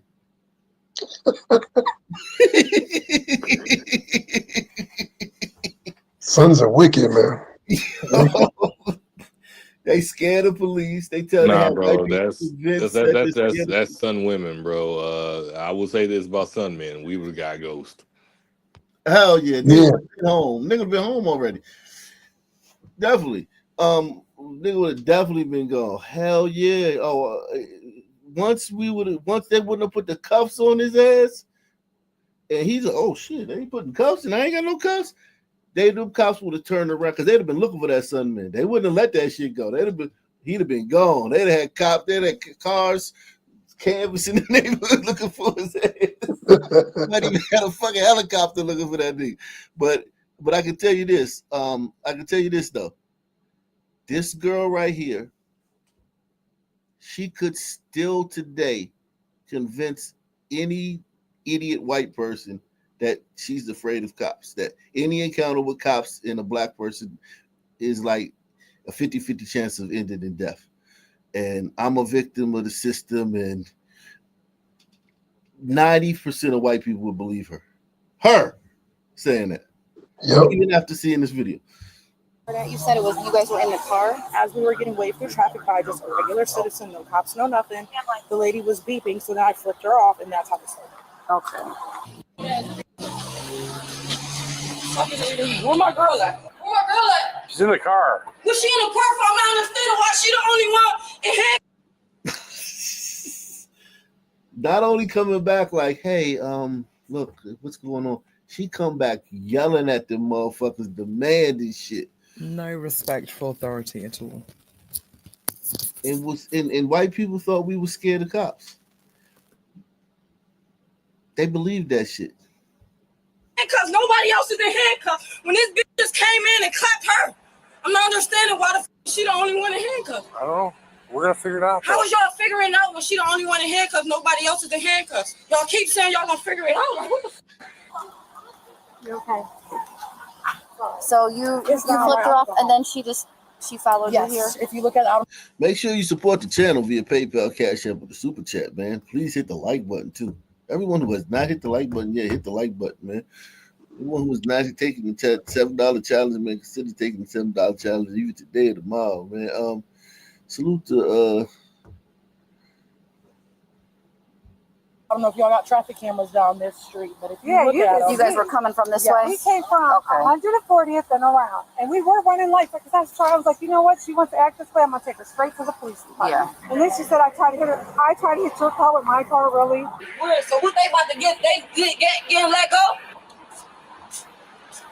Oh, the officers figuring it out. Like they got to do their investigation. Man, like you come up here or something, bro. Like, bitch, why you standing like that? I beat your ass after. In fact, bitch, what you doing? And then she yells threats at them in front of the cops. And she's also calling reinforcements on the phone, unless I misheard it incorrectly. Yeah, other people to come down to the station who are probably going to end up getting arrested too, by the way they act when they get down there. But listen, look, it has no, like, this is the thing about the whole we were scared of cops, that, you know, remember that from like 2020 and all that stuff, the talk and all this shit. Y'all remember all the videos I did on the talk. And not only are we not scared of cops, but it's the exact opposite. These cops seem more afraid of this interaction because look, okay, so they're dealing with niggas. So if they have to use force, they may lose their jobs. If the force continuum goes up the ladder to, you know what I mean, a chokehold or taser or a gun, they may be in prison for the rest of their lives. Then just the actual wrangling and investigating the actual case is such a headache. There's no wins here for the cops. The cops are actually at the disadvantage in every scenario in this interaction. The sun, literally every scenario. Literally every scenario. I mean, you say the wrong thing, you make the wrong move. Guess what? You lost your whole fucking career. Over And this, that's the best case scenario. That's the best case scenario. But over this bitch who's probably got the IQ, maybe a 65 IQ, and it's probably on drugs too. Like they probably tipsy, or they've been drinking, or they've been smoking something, or maybe some Percocets or something. So she's on some kind of inebriated. She's inebriated, and she has an IQ of 65 on a good day. And she's just been fighting in the police station 5 minutes ago. You let her go. She came back yelling at you and demanding things, and then threatened the girl who she just fought in the police station right in front of you again. Wild, bro. I'm going to advise you not to threaten anybody. I don't give a. She's standing there. She's the only one. She just came here. I would advise you not to threaten anybody. I don't give a fuck.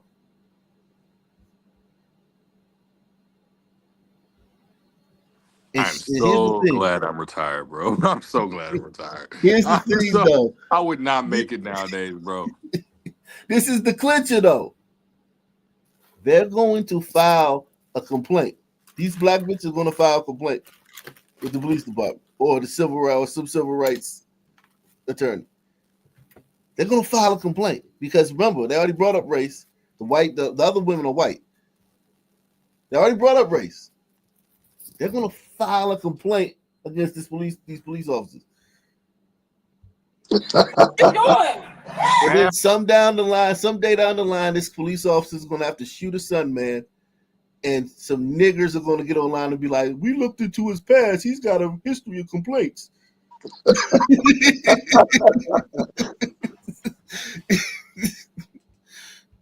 I'm going to advise you not to threaten anybody. I don't give a. She's standing there. She's the only one. She just came here and attacked my bitch. I'm asking you to calm down. If you're not going to calm down, I'm going to ask you to leave. I gotta leave. I'm about to leave. That's probably a good idea. The other one's not arrested. I don't know why. The other one should be arrested too. She was hitting her. Okay, so when did you guys walk up into the building? I didn't run up in there because I wasn't scared. Okay. I'm not scared of anybody, but I didn't want to put my hands on because I didn't even know how old they are or That's anything. a motherfucking lie, bitch. You was stop lying. Yes. I wasn't scared. Yes, the fuck you were. You were fucking shaking, bitch. I'm scared. Okay. I'm not scared of anybody, but I didn't want to put my hands on because I didn't even know how old they are. Pause it for a minute. Notice how fucking Like, notice how easily they fucking lie. Like, she said, man, she just clapped my bitch. I'm like, it's right there on the camera that used to were the ones assaulting them. Like, they even lie on fucking camera when they know they're on fucking camera. You Right. That's why I have said to rewind it, Ak, but I think the mixed race one did actually push the one in the orange top first. You talking about right here? Like before at the beginning. Out that two of I the think she women does wouldn't push stop her following. first. She's beating the mom's ass. The one that this is the mom getting her ass kicked on the outside, if you can see through the window. Look through the Cleveland, window. Ohio. Surveillance footage from inside a police station caught this interaction between several women. It turns out that two of the women wouldn't stop following a car as a result of road rage. So the victims. Okay. Because Because kicking the inside, mom's ass I all thought the way up the ramp. but she wasn't scared then. On June 20th, 2024 in Cleveland, Ohio. See how even when you try to give them the benefit of that, like you try to be, and you're not even. No. I'm saying the daughter inside. No, what I'm saying is like, you know what I'm saying? Like, you see how like it's so much. They do so much you can't even believe.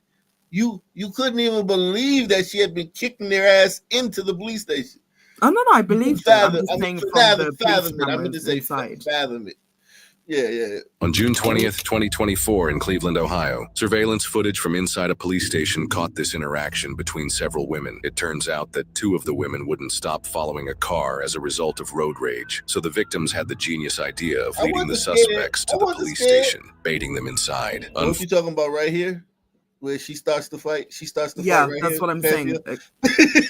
That's what I clocked. Okay. This is where this girl starts to fight, y'all. Fortunately, things would only get crazier from there. She started it. You're right, Panthea. They started.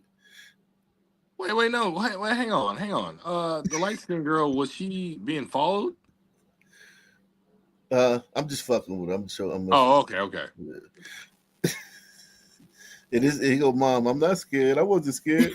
That's it. You're not going to calm down. I'm going to ask you to leave. I gotta leave. I'm about to leave. That's probably a good idea.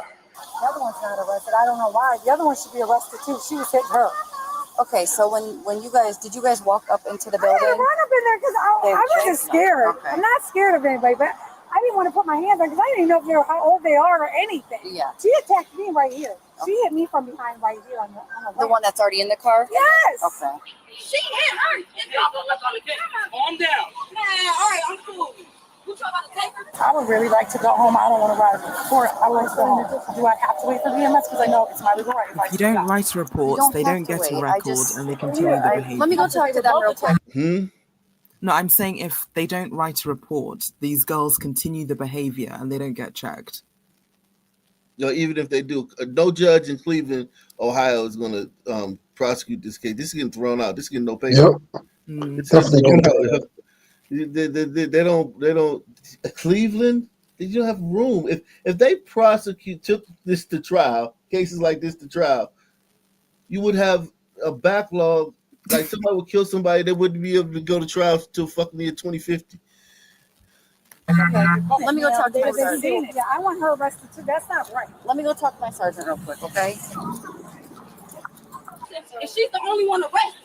Some of this is the road rage. That's what there was a fight. A civilian was directing traffic. They thought it was her that was slowing everything up. So they were talking shit to her.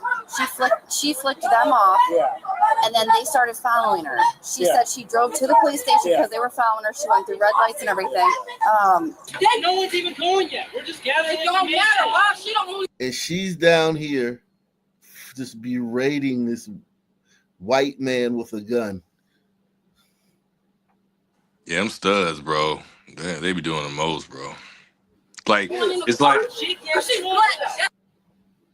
Nah, I said studs do the most, man, because like, they have the emotional, they have the emotional instability of a female, but they're trying so hard to be a dude, bro. So like they're like worse, but they don't have the strength of a dude. Yeah, they have the strength of that's just a bitch. That's why. Did y'all see that? But did y'all see when the fat bitch came in here? Calm down. Man, all right, Yo, he finally had enough. Yo, he's like, yo, he finally had enough. Oh, thank God, man. At least this guy's got a little bit of testosterone, man. That's why. Did y'all see that? But did y'all see when the fat bitch came in here? Calm down. Man, all right, because I'm in the sun. You're going there too. They said they ran into here and then. Oh, we saw. I mean, we saw the melee. It was all in the God. right here. You know. So did that one assault? I don't know about the one in the white shirt. So the girl who has most of the assault to the face did say she assaulted and she assaulted. We were breaking it up. I mean, she was on top of her, pulling her hair and just hitting her. You know what I'm saying? It wasn't like. Well, they basically chased them into here. Yeah, they did. Yeah, they chased her into here. Does she want EMS? She doesn't want EMS. She wants to leave and not do a report. She said that other girl should be arrested too, and this girl. But then she's like, I don't want EMS. We'll talk to them. See what they want to do. They want to do a report. Is she doing a report or no? She said she didn't want to file charges and didn't want to do a report. She just told me she didn't want EMS and wanted to go home. She just said on my body camera that she didn't want EMS. She just wants to go home. She didn't want to file a report. Hey, we're doing it. She's under arrest. That's what the guy saw. Okay. Take care of her information. Do an arrest report on her. I got both of their information. We're doing the report without her statement. She's going. These guys saw it. She was told to stop. She didn't stop. That's on her. She just said to me, I don't want to do a report. I want to go home. I don't want EMS. That's what she just said. Okay, am I allowed to press charges? We are arresting What about, her. I got hit by both of them. But we told you that, both you of said you had them. to go talk They to see your me son. getting hit She by both. said, Okay, I don't changed wanna- my mind. I would like to press charges now. Can you arrest her? Because they were both hitting me. We thought She was trying to keep it gangster. And then the cops were like, all right, you don't want to go to EMS, how you get arrested too? She tried to play the street game. You were checking what was going on. No, in she there. just said to me multiple times she didn't again, want to I do a want to report. press charges again. Now, can we Well, arrest her? she's going to jail. Okay. I don't care, 'cause they were both hitting me. Okay, that my sergeant said he saw her, so you have to talk to him about it. Okay, I was not here. You guys are getting upset with me when she just said she wanted to go home. We're taking her to jail regardless. But she said to me multiple times, "I want to go home. I don't want." Okay, I understand. But if she doesn't want to file charges and she's the victim, then What she was saying is no, she told me multiple times she doesn't want to file charges. She wants to go home. She doesn't want EMS. That's what she said. And that's when this woman slipped out of her handcuffs. Just like that. Wow, look at that fucking prehistoric fucking tribal woman, man. To be honest, with the nails and the mixed girl, like they already look adjacent anyway. So Yeah, princess. We call them mud sharks. Look at that, man. Look at that thing, man. That fucking archaic relic. You should put her in the fucking Smithsonian, man. The fucking natural history. So y'all tell me I'm going to jail. She just put her hands on me first. We're still gonna put your handcuffs, okay? Okay, why they not in handcuffs? They just put their hands on me first. Because we're dealing with you. Otherwise, we will be dealing with them. Okay, please don't deal with them first too. Nope. Come on. Don't keep hitting me. Stop Okay. grabbing on me like that. You don't have to do none of that. Come here. Man, get the fuck off of me. Record this. Stop. Stop resisting. Stop. Stop resisting. and it's always the shout and then look for someone else to record that they always do. Nah, but they all big and bad and shit until they meet force, and then all of a sudden they regress to their quote unquote female nature. It's disingenuous. Yeah, if it was only one cop, he'd be struggling with that system. Yes. System's strong as shit. No, he would not. No, he would not. If he followed his training and put her ass on the fucking pavement, no. They're not gonna do that. Yeah. Listen, there's so much to you gotta understand, right? Like they may encounter way more important situations in their career. These are all veteran cops too. These don't look like rookies. They're probably like, for this, if you were alone, if she broke away and ran, you would even let her run. I wouldn't even chase her. I would just go back and get on the phone and call for backup and say a chick with a orange tank top is running northbound on such and such street, because you could lose your fucking job over this. This bitch could, she has way more power in this scenario than you do. Don't let her run away. Don't let her Not even worth it. It's not even worth it. Yeah, man. It's just. I would just, man. This is sucks, man. This sucks to be a cop, man. Around fucking niggers, man.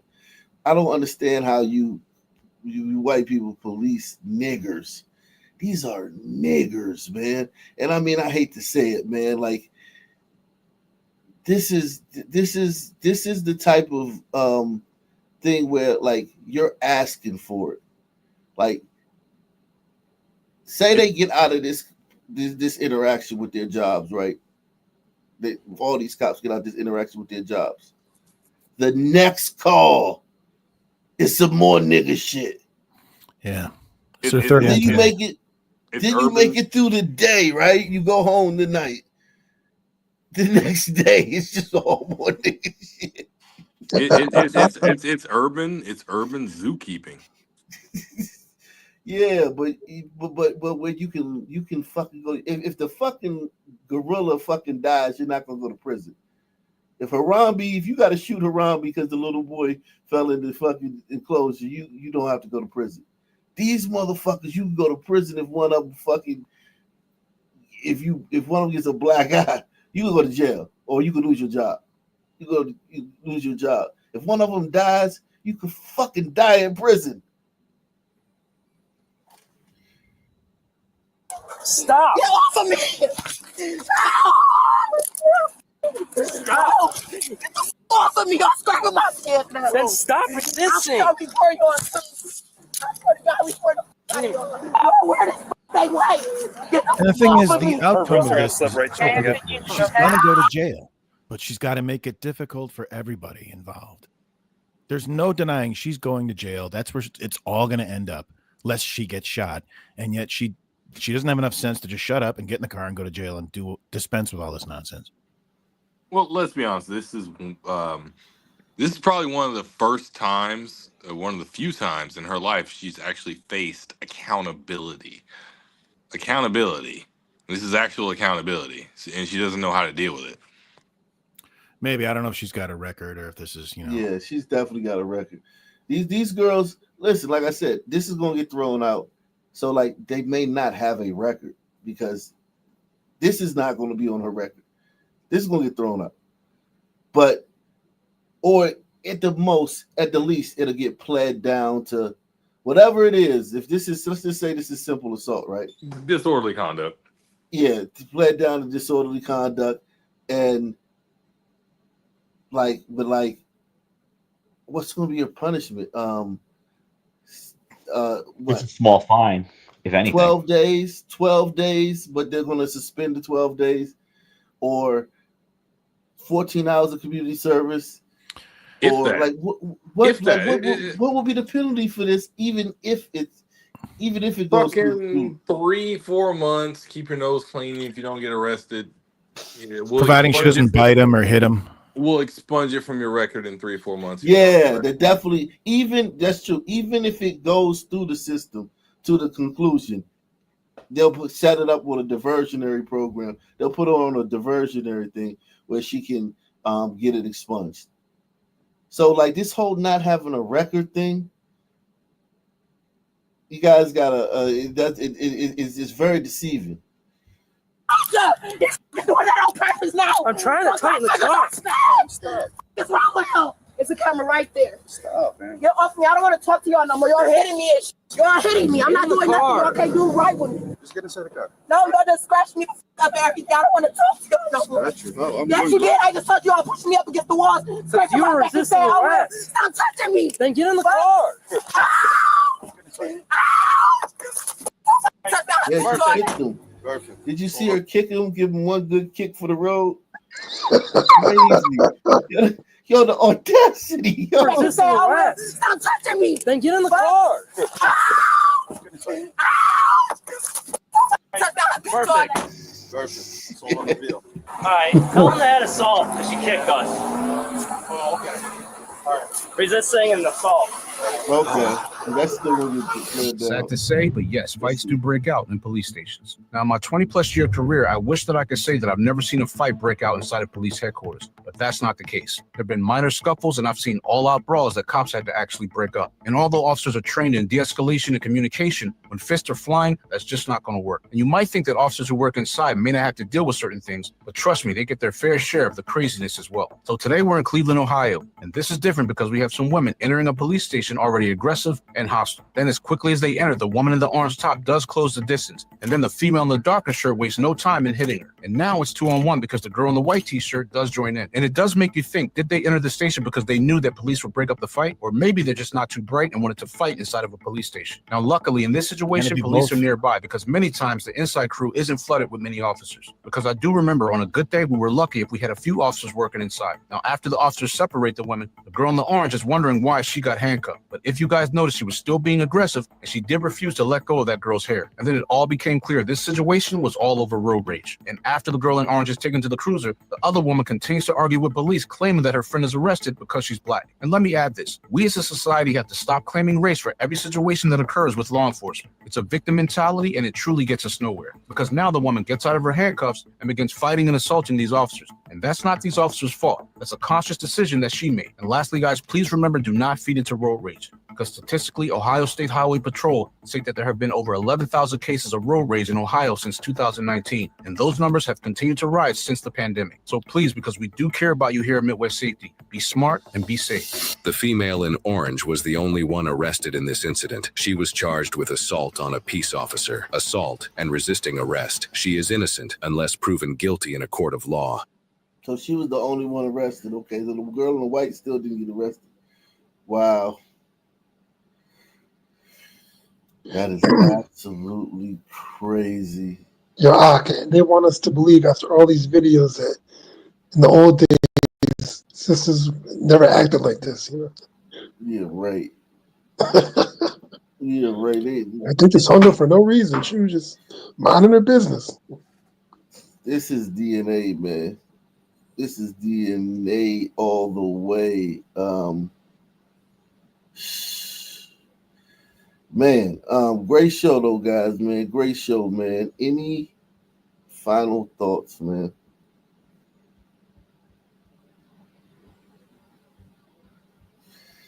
Okay, same black time, same black channel.